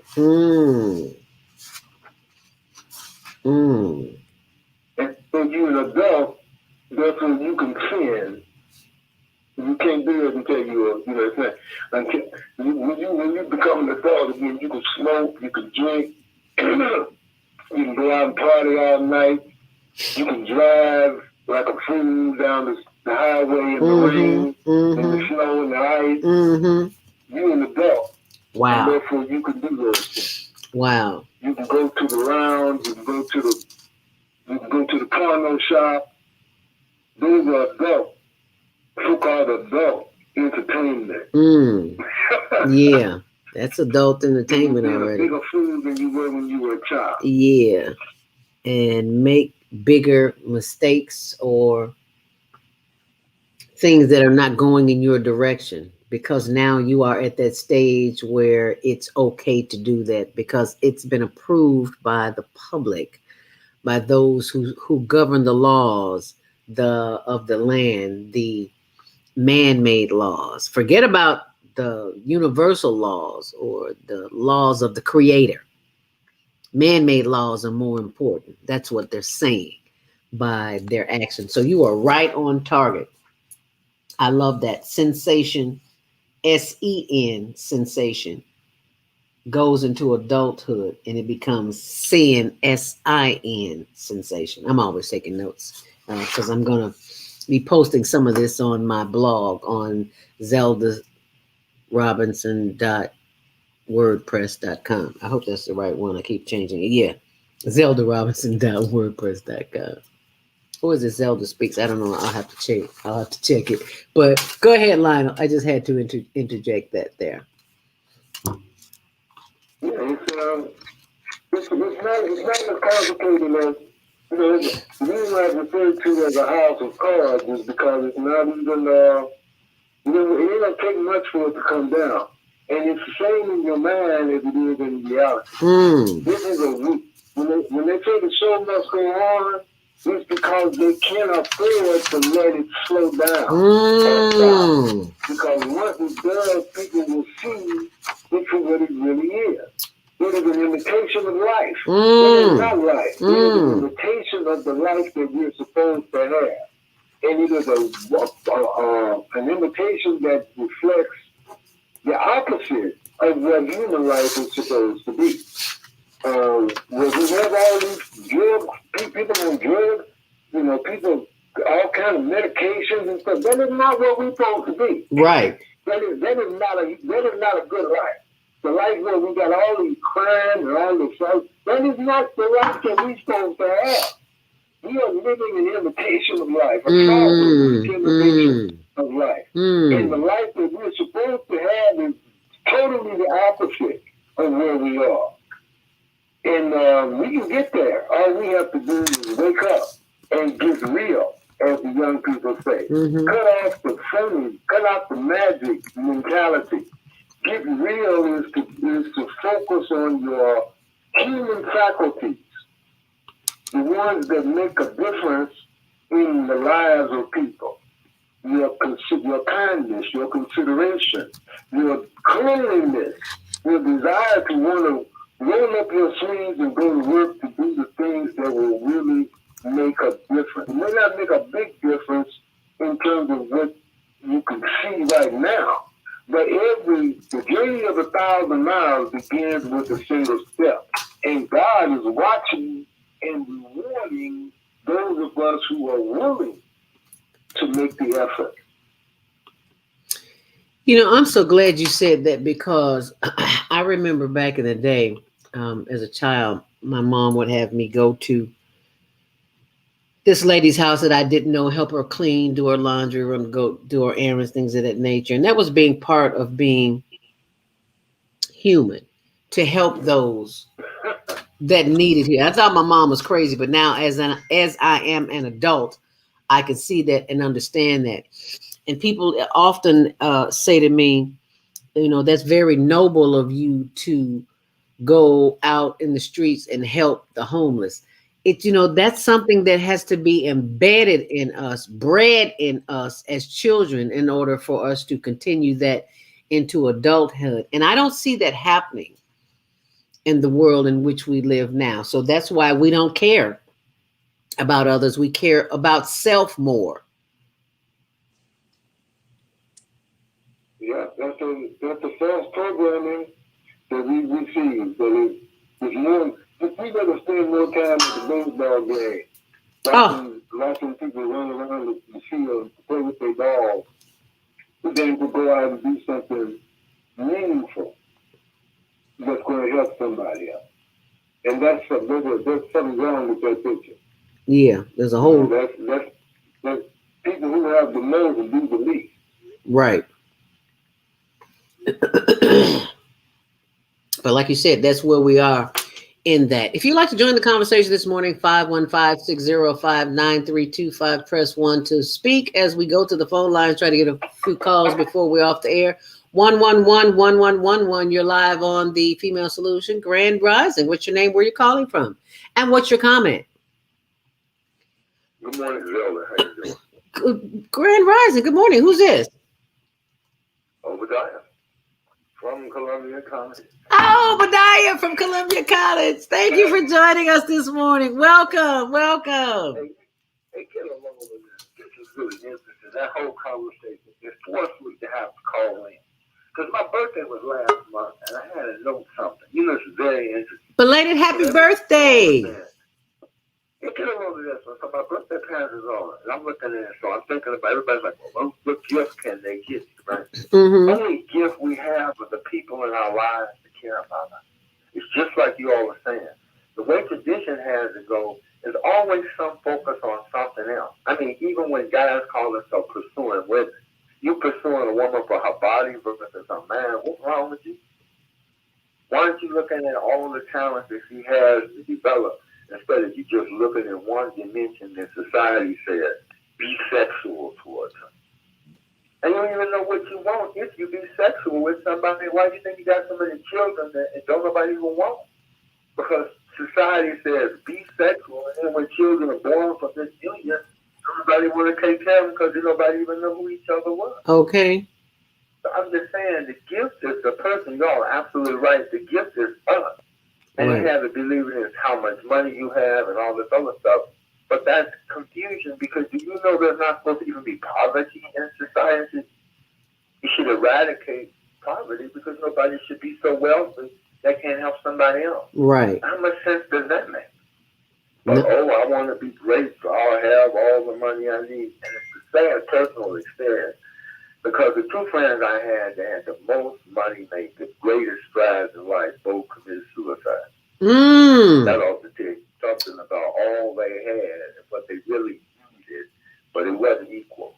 Wow. Having your brand new Lexus and your home in Upper Michigan and a home on State Street and all this other stuff and a family. But why would you shoot yourself in the head? You know, because now you got everything all mixed up. You think that it's about what you got and not who you are. They need to get that stuff together, y'all. We got to get into who we are because that's where the real brilliance is, where the real talents lie. It's in who you are. And lastly, do you know the way they teach us in society, you always looking for something on the outer appearance. You know, the greatest thing is when people get in touch with you and actually learn to love the imperfections in you. Check that out. Hey, I appreciate y'all. Keep doing it. Oh, we appreciate you too. Thank you so much, Obadiah, from my alma mater, Columbia College. Thank you so very much.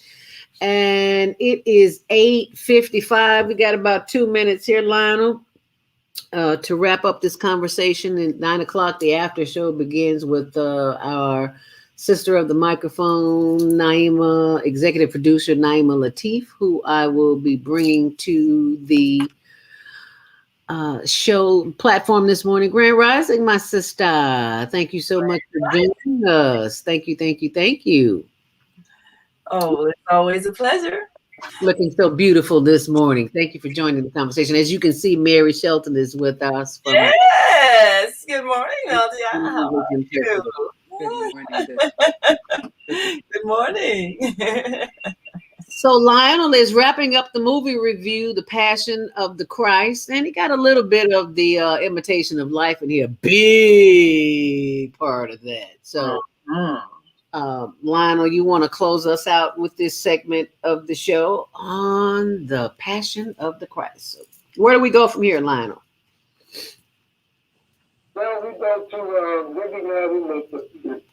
We've been misled, bamboo, we run a multi-layered effect.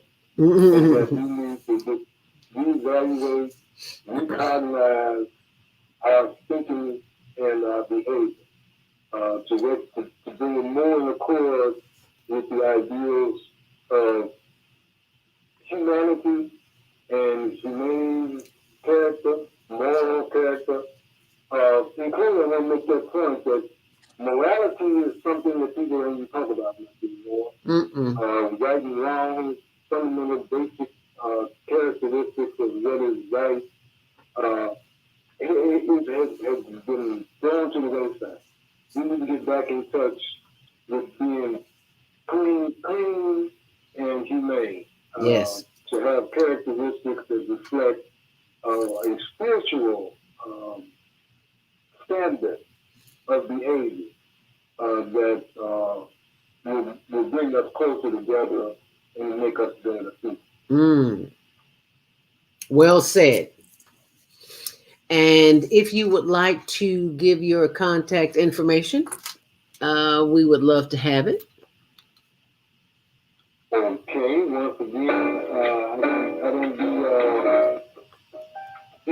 Facebook and all that, but you can reach me at 773-642-1453. Once more. Once more, Lionel. Give that number again.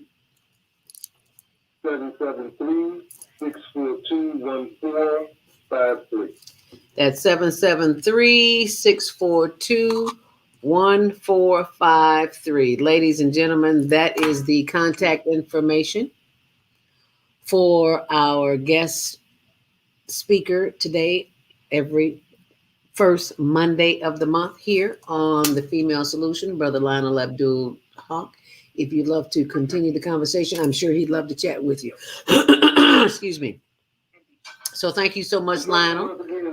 Appreciate you. Always, always, and look forward to next Monday as well. Will we continue the conversation with the imitation of life? We can. That is, and then so it is, and that is. Yes, sir. Getting in time for Mother's Day. That's beautiful. Thank you so much, Brother Lionel Abdul Haaque of Community Cultivation is signing off. We appreciate you. We thank you, and for your words of wisdom and sharing your knowledge. Leaving our listening and viewing audience with a message of it's time to go within, because that's where the answers are. And also, I want to thank our sign language interpreter, Mary Shelton from Carolina, as she is signing off, and we say thank you. Thank you. Thank you, Mary. Thank you. Yes, thank you. No, this is I love you. Oh, I love you. Yes. Thank you. We'll see you next Monday, Mary. Okay. See you later. Bye-bye now. Thank you. Bye-bye. And may peace be upon you and the mercy of God and God's blessings.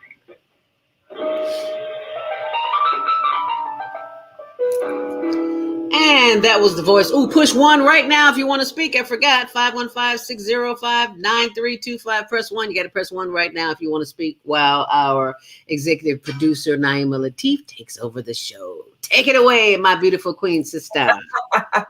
Well, thank you. It's always so exciting to hear the lessons that Lionel Abdul Haaque shares with us. And many of the concepts are things that we have not been allowed to even think. When you think about how society will frown upon you if you say anything other than that which is permitted. Let me make sure you don't get an echo here. And one of the things that,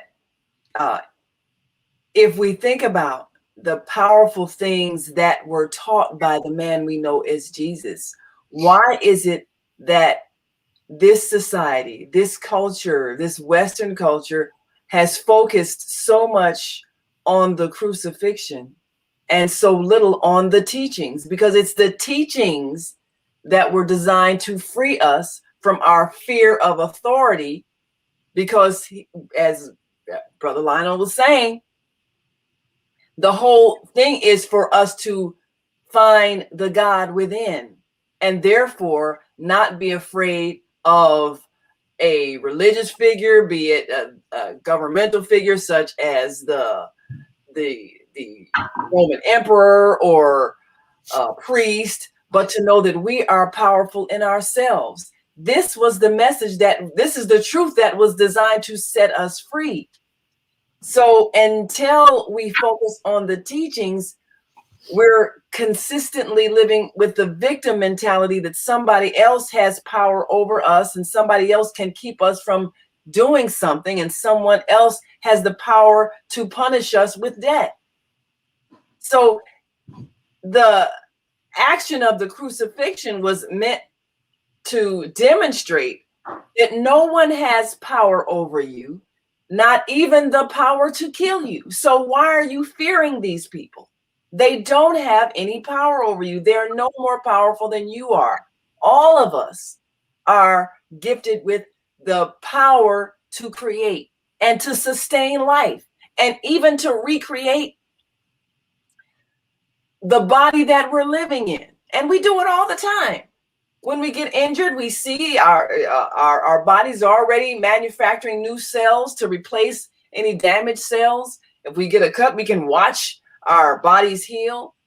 If we, any kind of cold, flu, or whatever, you go through the process, you're fighting it off, your immune system is fighting off, you're coughing, you're sneezing out, you're getting rid of all the mucus and everything.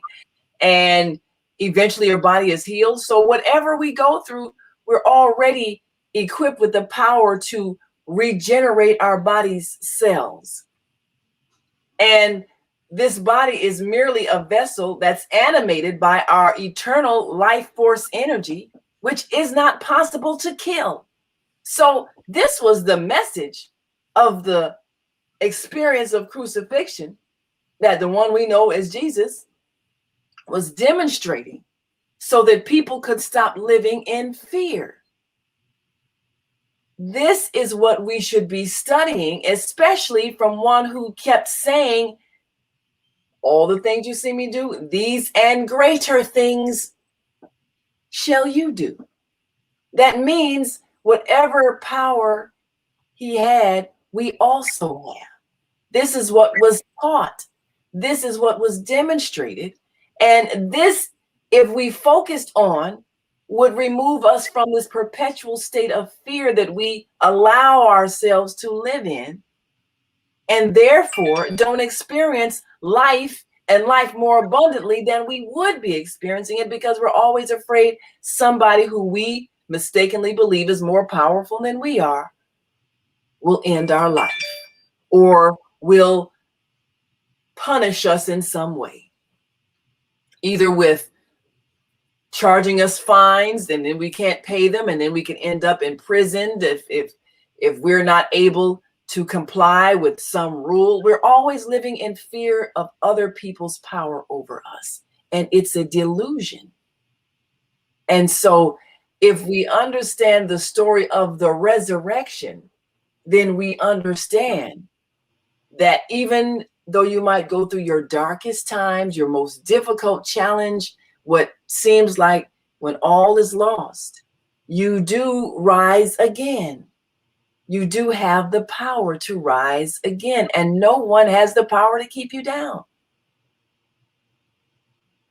When we learn these things, then we change our whole perspective, even of what we're seeing in the world around us. What we're seeing right now is a great percentage of the planet gripped in fear over death, gripped in fear that an unseen virus will kill them. And so they've killed their capacity to enjoy life, separated from love, separated from physical interaction, afraid to enjoy the things that exist because they're afraid an unseen virus is going to invade their bodies and kill them, not knowing that we have the power to fight and defeat it, because this is how our bodies are designed. And so we live in fear, and we don't understand the lesson in the crucifixion, which was the resurrection. So, there are a few, I listened to a few sermons, a few preachers yesterday. Some got it right. Some did understand the emphasis is the resurrection. We can get through this. We are powerful. Some got the message. Some of them, just like the movie, focused on all the pain and the torture. And if you keep focusing on the suffering, you don't get the message of overcoming and rising again. And that's the message that we should be learning. One of the reasons why we are not learning it is because we are indoctrinated with an incorrect understanding of the divine. We're incorrectly believing that there is an angry, punitive, vengeful God that wants to hurt us. wants to punish us for every mistake we make, for every lack of understanding that we manifest, and is waiting to cast us into hell. And so we live life with guilt that we're bound to be punished. And we're believing that someone needed to be punished in our place. So we looked at the crucifixion as Jesus taking our punishment, and that is never what Jesus taught at all. He never said that, not one time. Where did that notion come from? If what Jesus taught was that you have a loving Father who will always respond to you, and the kingdom of heaven is within you, where in those words would you get the thought, I'm here to take your punishment because God wants to punish somebody for all the bad things you did? Where did that thought come from? Never came from the one we know as Jesus. He never said that, not one time, nowhere. So why are we misinterpreting what happened in that manner, when the loving creator of the universe, just as a good loving parent, only wants for your guidance? I mean, if those of you who've raised children, would you ever teach your child something that would cause them to make a bad decision and hurt themselves? Of course not. And then would you punish them because they hurt themselves, because you taught them something wrong? Of course not. What you're doing with your children, you're teaching them so that they can make good decisions. And if they misunderstand something, then you help them. If you're a good parent, you help them get better understanding. But you don't punish them for not having understanding. They're children. They're here to learn so they can make good choices. And you're here to guide them through that learning process. That's what we're experiencing, not eternal damnation and punishment. You told Harpo to beat me.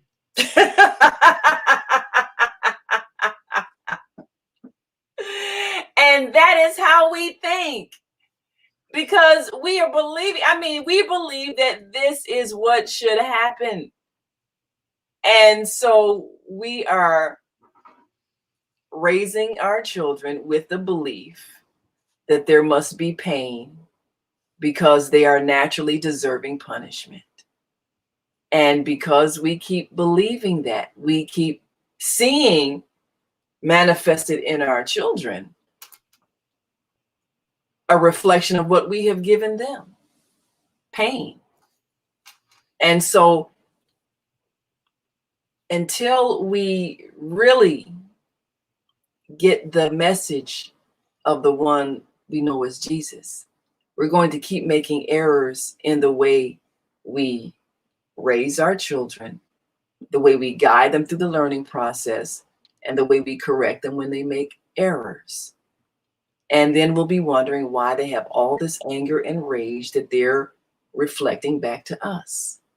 Now, just think, if we could start our children out with the actual teachings of Jesus, the teaching of love yourself. You are divine. You are an expression of God. You are powerful creators. All that you desire, you can manifest. God loves you. God lives within you. God will guide you from within. Simply go within and you will get the guidance you need. What if we taught that instead of teaching fear and shame and guilt? What if when our children made mistakes, instead of us beating them and hollering at them and calling them bad names, what if we allow them to reflect on their decision-making process and allow them to envision what would have happened if you made a different choice, and allow them to see if they made a decision that harmed someone, allow them to see how they harmed someone else, and then gave them the opportunity to make amends for what they did, because we're teaching them empathy and compassion. How much different our children would turn out, and how much different would be the world they would create based on the true teachings of the one we know as Jesus. Look at what they would manifest if they did not have the mistaken beliefs that we have, that we are people who deserve pain. What if they didn't have that thought? Just think how free they would be to create. And they would understand they have the power to manifest whatever they want. And they would not be focusing on what other people are doing, what other people think about them. They would instead be focusing on their own power to manifest the world they desire. And when we get that message, that's what we'll begin to teach our children so that they can create the world as it should be. Look at how much energy we put into how people treat us badly and what people are depriving us from, instead of the energy of how can we cooperate and work together and create that which we need collectively. Those who desire, let us get together and share our skills, our talents, our abilities, and create what we need. Ignore the people who are not being nice. We don't need them anyway, because we don't. The earth is here for everybody to use, and no one has the power to stop you from being all that you can be. Well, you know, the police are going to do this. Well, the mayor's going to do that. Well, the governor's going to do, well, the president won't do this. Those people don't matter. This is what Jesus was teaching. No one, no matter how they treat you, can change the reality of who you are. No one can make you lesser than who you are. No one. So what they think about you doesn't matter. They cannot stop you from manifesting all that you are, because all that you are is what the Creator has manifested through you. And no one and nothing is more powerful than the Creator of the universe. So why are you fearing anyone? Why? Such a simple lesson. You know, when I look at what we are putting our energy into and how much time we spend being angry and upset and reliving painful things, we could put the same amount of energy into all of the great triumphs that we have achieved, all of the successes we have achieved, all the manifestations of wonderful things, just like people could put all of their energy into studying the teachings and the manifestations of the one we know as Jesus. They could learn the things that he studied and understand the things he taught, instead of focusing on the pain and suffering he endured and ultimately overcame. But we focus on that pain and suffering and not on the power of the teachings that he manifested and how you overcome. No matter what someone else does, you are always more powerful, and you will always succeed, and you will always be triumphant. That's the lesson in the resurrection that we are celebrating or have celebrated this past weekend. And if we get that message, then we too can experience a resurrection. I wonder how many people really got that. As you said, some of the pastors got it. So if the pastors didn't get it, you know, the people didn't get it. Right. I mean, some pastors, they're still on the, oh, you're sinful and he had to take stripes for your sins. They're stuck there. I'm like, really? People still believe that? Stuck there. And it frightens them to say otherwise, because there were times that if you said something that was against the authority, the religious authorities, you could be tortured to death.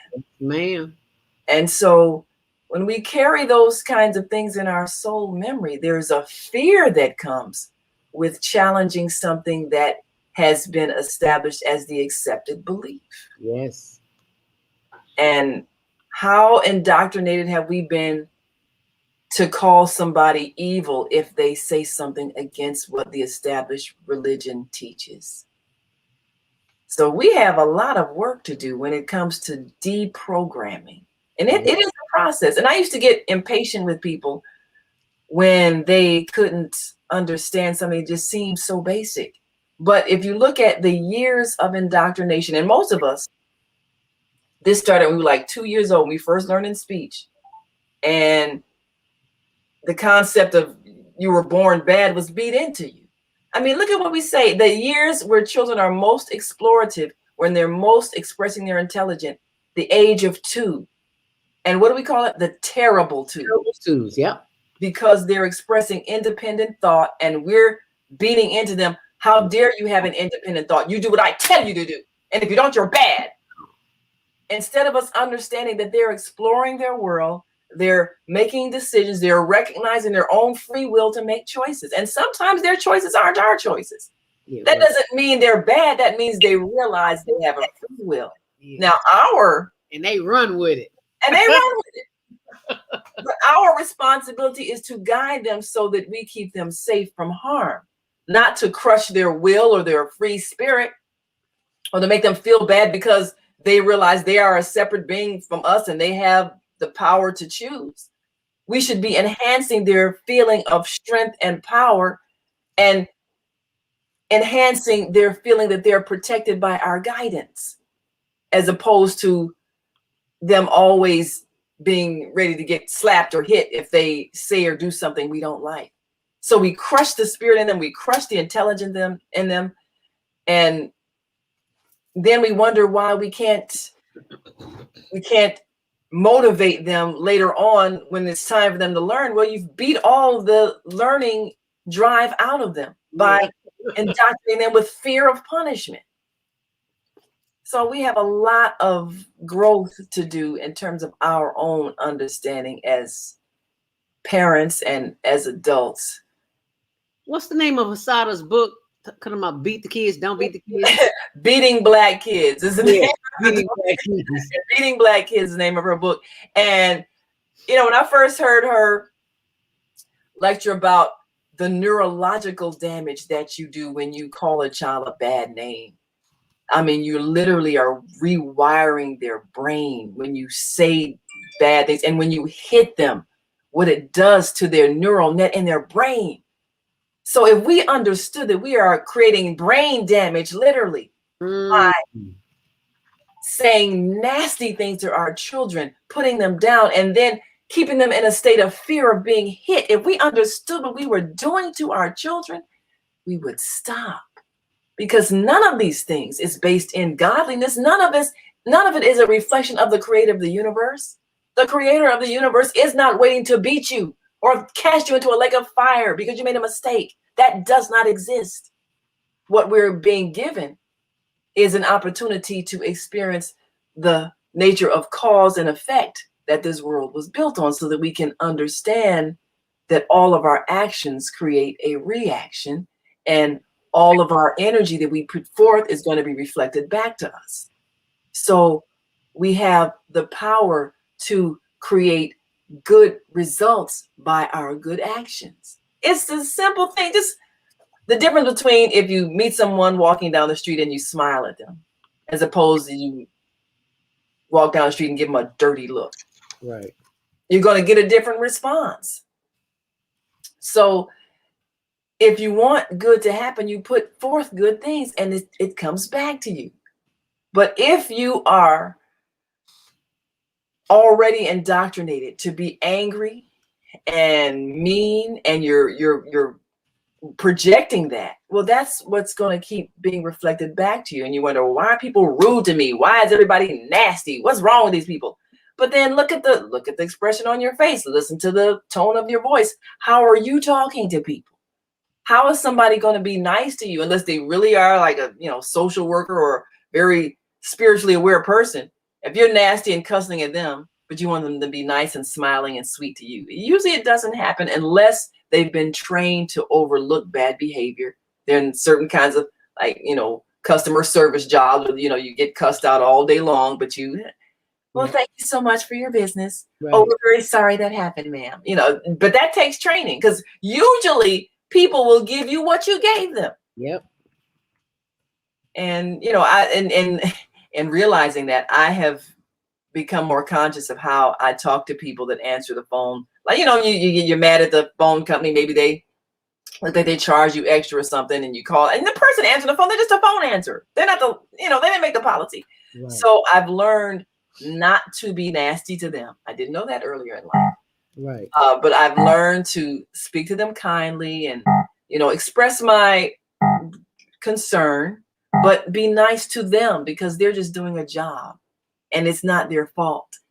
And usually they will be helpful, maybe reversing charges or whatever the case may be. But they probably wouldn't do it if I was nasty. Right. Or if they did do it, they would be resentful because I've ruined their day, so they got to overcome this person just cussed them out because they didn't, because they're mad at something. So I'm conscious of not doing that to people that are just answering a phone. Right. And, why be mean to someone? It's not their fault, whatever you're upset about. And you can actually make a friend of a stranger just by being kind to them and explaining in a respectful manner that you're disturbed about something that happened and maybe they can help you. I mean, whether you're calling the bank for an overdraft charge or, calling a grocery store, they forgot to put something in your bag, whatever it is that you're calling and you talk to the person answering the phone, why not be kind to them? Right. Why not treat them with love and compassion? Why not make their day? Tell a joke, put them in a happy mood and they'll be more helpful to you because you have given them something positive as opposed to something negative that they have to try to overcome because you've ruined their day because you're mad at something that isn't even their fault. So Right. It's these little things, these little ways of functioning.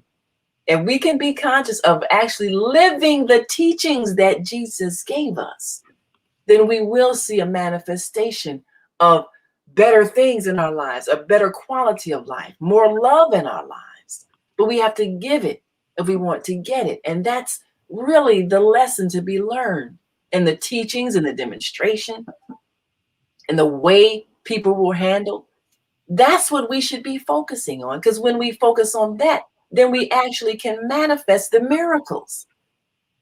And so for those who are still stuck on thinking of punishment and pain and suffering being the message behind the life and the crucifixion and the resurrection, go back and read the book, that you have on your shelf. If you're reading the Bible, read the verses where Jesus was teaching. Read those things.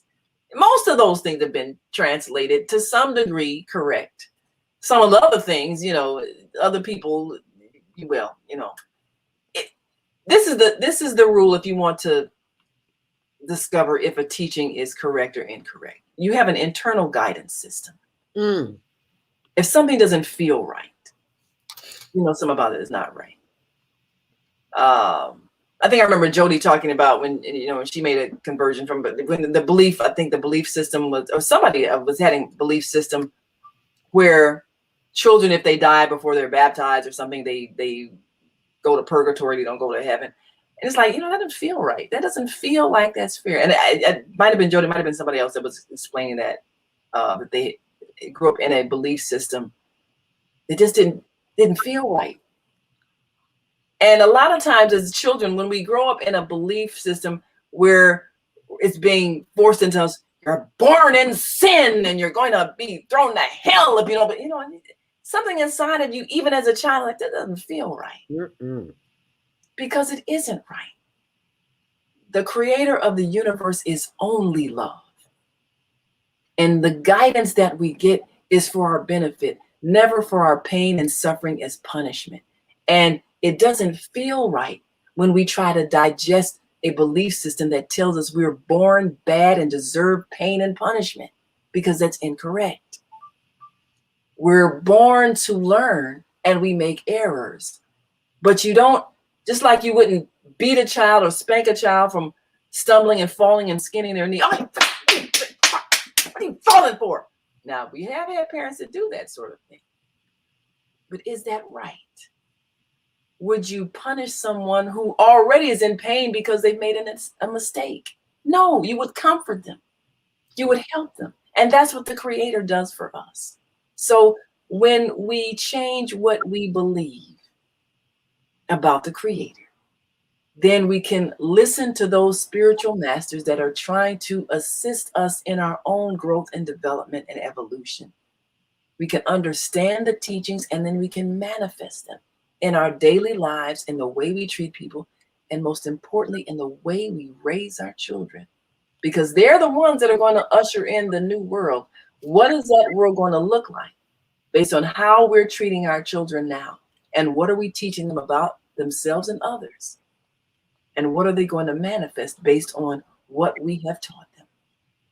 So think about that and choose to reflect the love of the Creator, because that is the teachings of the one we know as Jesus.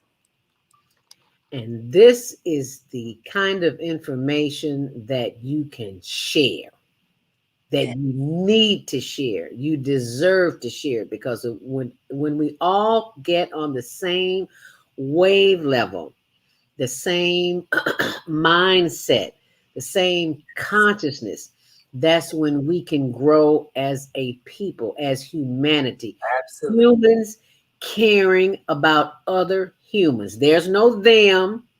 There's it's us. It's we. All us. All us is us. all is us. All is us. That's from Gullah language. No, it's not incorrect English. It's from the Gullah language. To be, you be, I, we, do be, yeah, all of that. That's right. Google it. Don't believe me? Google it. That's right. We trust the process. That's right. So thank you so very much. I hope you enjoyed this morning's after show here on the Female Solution. Be sure and tune in tomorrow morning for Jody Susan, self-care. And she will be further continuing the conversation on how to continue to take care of the self, the cells within the self. And what you got coming up Wednesday, Naima? Oh, let me see now. This Wednesday, we are talking to some of the families who are struggling with the death of a family member at the hands of police, and going through the process of addressing the grief, but also keeping the family from disintegrating into such anger where they become paralyzed by it.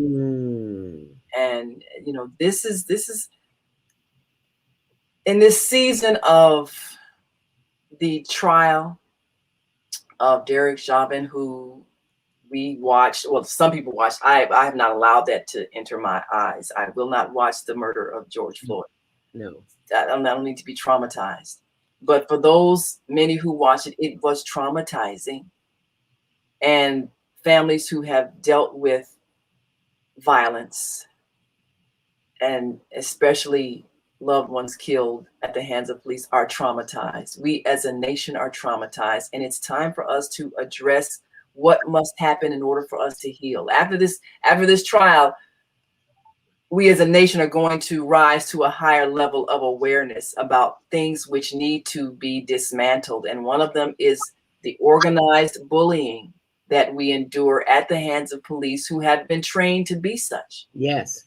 And they must realize that they're hurting their own souls by allowing themselves to be put in a position where they're perpetually mistreating people day after day after day. You can't be nasty to everybody and then come home and be kind to your spouse. That's why their divorce rate is so high. So when they realize this is not helping me at all, and I am not being my best self, I am not rising to my highest self, I am doing things that violate my soul, then they will do as some of them are doing, saying, you know what he did was wrong. Because usually the police all stick together and stick together. They're not justifying this now. And this is what we're seeing this incident help us rise to, is a level of intolerance for wrongness. And once we collectively, as you say, all is us, once all of us reach that point where we're on the same page, where this kind of behavior is abominable, we will not tolerate it, we will not participate in it, we will not condone it, then we will begin to see the change. because we are the change that is needed to be. Nothing, we can't wait on something outside of ourselves. We are the change, and we decide to do something different. If you want something different, you got to do something outrageous. Yes, yes, absolutely. That's what makes change. And on Thursday and Friday and Saturday and Sunday, Well, of course, Thursday, we always have our women's roundtable discussion, and we'll get an opportunity to discuss some of the issues in the news, some of the ways that we're seeing young mothers in their attempts to prepare their children for life. You know, what are some of the things we should and shouldn't be saying to our children? And maybe we can kind of guide those who are at childbearing ages now and stages of guiding young children, some of the things that need to not be said anymore. Just like we, talk about how you say things to a young child and it can be damaging. So we're going to talk about some of the things that may have happened in the lives of people who have become criminals. Those who are serving time. We'll talk to some women who are dealing with their sons, daughters, loved ones serving time. Not to be a source of blame or shame, but maybe reflection. What can we do to lift them up now that they're at this low stage in life? What can we do to lift them up? What can we do to reverse perhaps some of the things that may have damaged their self-esteem that caused them to end up where they are? And how can we be supportive? And again, we'll be talking about creating that network of pen pals, perhaps, where we can have a sister on the outside that helps the sisters on the inside to be able to recover from that very traumatic experience of being imprisoned. And of course, Friday, we've got health and wellness, health and well-being with Viata. yes, Always a time for us to learn some very important health tips so that we can take back our power to keep ourselves healthy and not rely on a sick care system that wants to keep us medicated so they can keep making money off of our ignorance of our bodies. yep. So we always appreciate her. And of course, Saturday, we'll be on location at a site.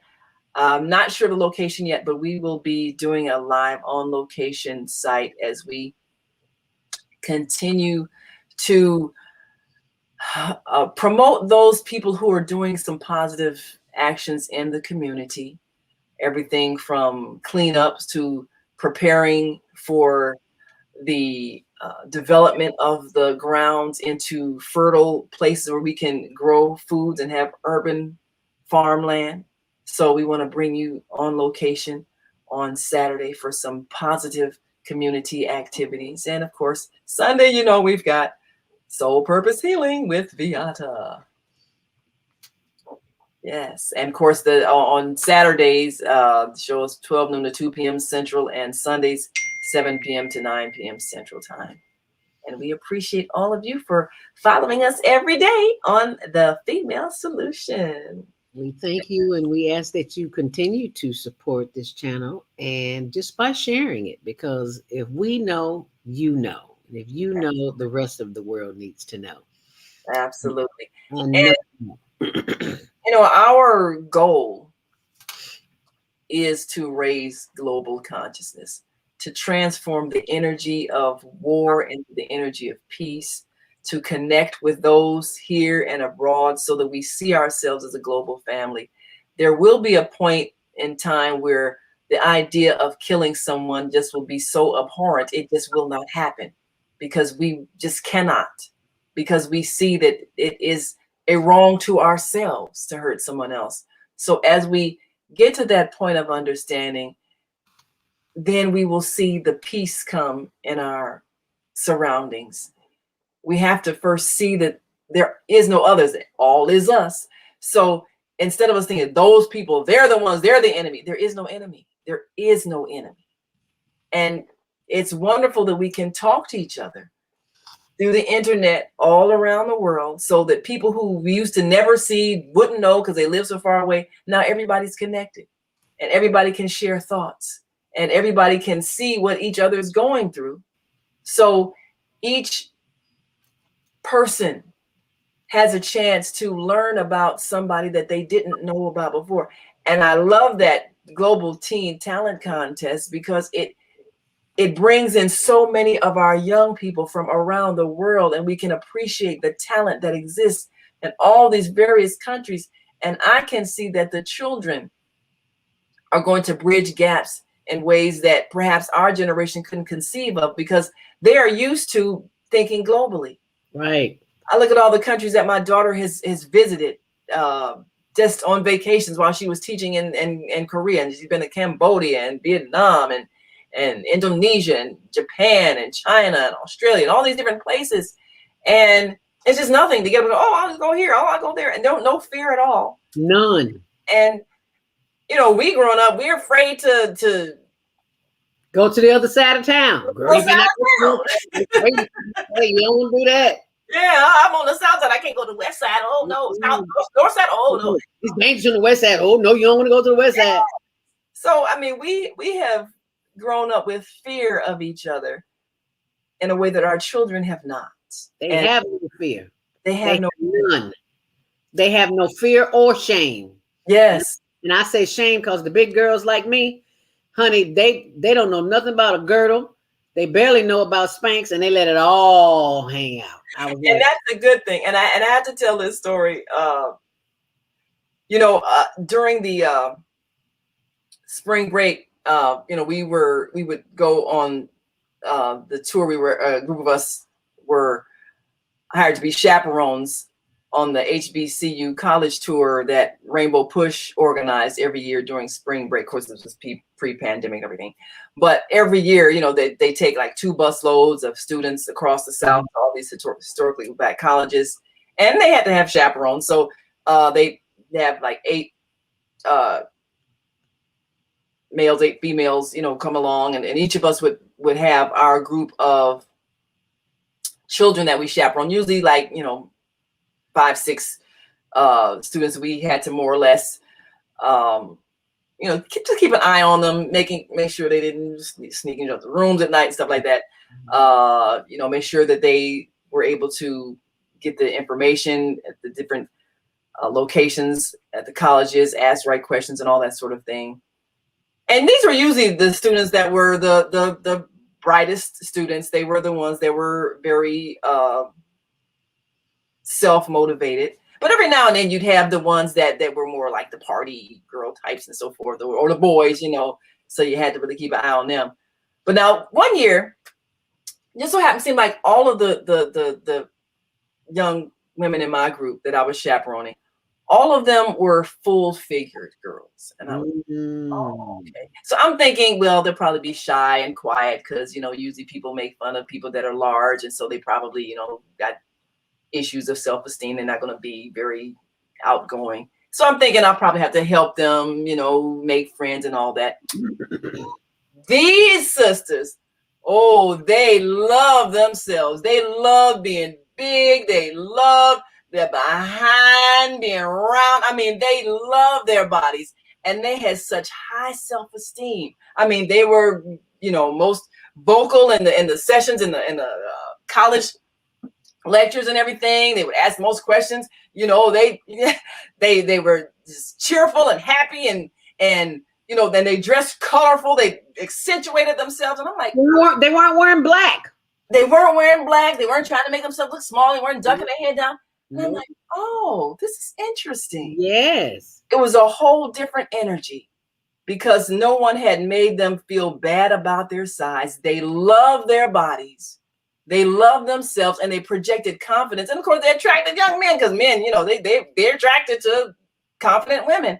Right. But it was a whole different energy with these particular young ladies. And I said, now this is what happens when you love yourself. So when we stop making people feel like it's something wrong with their body, if it's not a certain size, then they can blossom.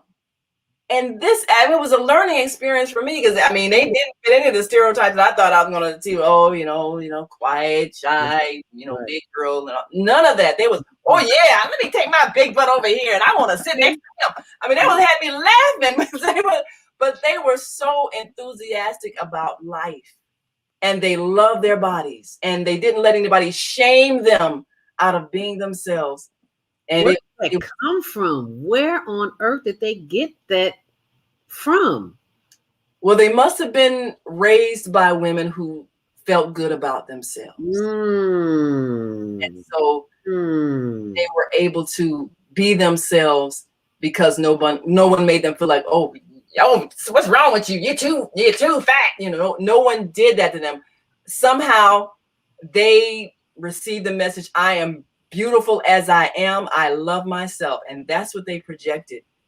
And that's what we need to do to all of our girls, regardless of what they are, what their body shape is. We need to stop body shaming people. Yes. Whether it's too skinny or too fat or too tall or too short. We need to stop that, because we're the ones that create low self-esteem in our children by the things we say to them. Oh, you're not right. You don't look this way. Oh, you're too dark. You're too light. You're too this. You're too that. And so we create someone who thinks they're lesser than by the things we say. If we would stop doing that. You are so on top.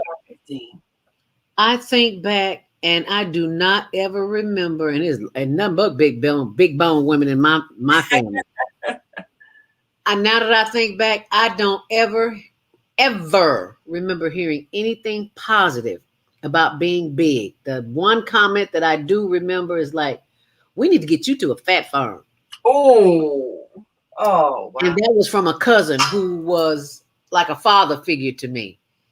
And I was like, did he just say and I was 13 at the time. Oh no. I remember it like it was yesterday. I weighed 145 pounds. 145 pounds is not a lot to me. In his eyes, it was. He's like, we need to get you to a fat farm. That's so cool. To a 14-year-old. It's so cruel. Yeah, it is cruel. And of course, I played it out. We all laughed it out. Nobody thought anything of it, but it's just cruel. And the things that you say to children stick with them forever. So I am so happy to see these big Lizzie girls running around here, doing it all, let it all hang out. And it's not the way I was raised, because I'm cover up the midriff buzz, girl. Don't nobody need to see all that stuff around there. But you know what? Thank you for the lessons, my young people. Thank you for the lessons. Yes, ain't no girdles in this group. Ain't no girdles in this group. I love that. We got to use that one. Oh, that sounds like a show. Ain't no girdles in this group. No girdles in this group. Oh, let me tell you some young people. Could you think about how a girdle makes you feel? You're smashing your insides together. Can you healthy? Hello, can you Yes. How can you be in a good mood? You can't hardly breathe. Hungry, as Monique would say. You know what Monique said. I ain't even gotta say it. Yeah. Y'all hungry. You need to eat. That's your problem. Well, thank you, Lizzo. I know I said her name wrong the first time. Thank you, Lizzo. Thank you, all my big, beautiful, big butt women, big arm women, big neck women, big belly women. Let it all hang out. Thank you. You teaching these senior citizens a thing or two. So yeah, thank us. Thank us. And thank us for watching. You wanted to close out?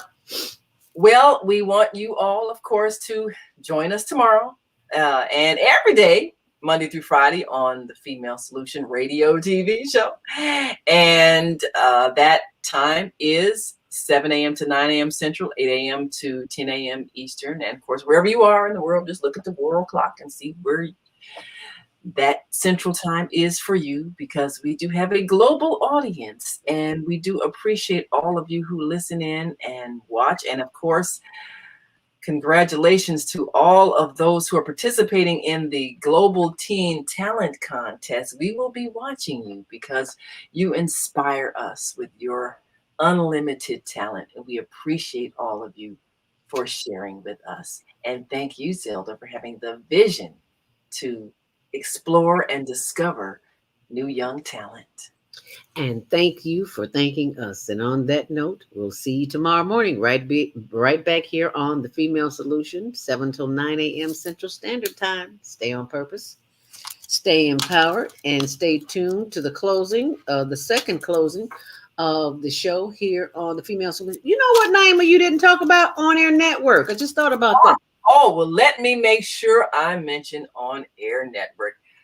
On Air is a wonderful daily news channel, and it gives you an opportunity to keep up with what's happening in and around the world, and also our radio TV show, The Female Solution. You can see us there on and get the schedule of our daily programs on the radio network page. Also, we have an ever-expanding global guide to those YouTube channels and podcasts that can enhance your life on the Internet Radio TV guide.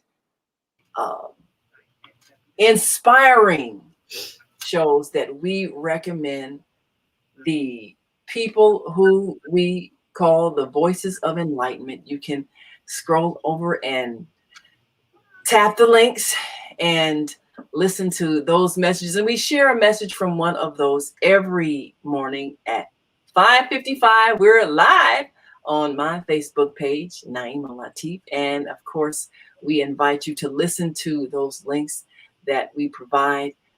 Many are inspired to assist in the global awakening by bringing messages of truth and inspiration. And so we direct you to those who are listed right there on the On Air Network, and that's onaireverywhere.com. You can go to onaireverywhere.com for your on-air daily news.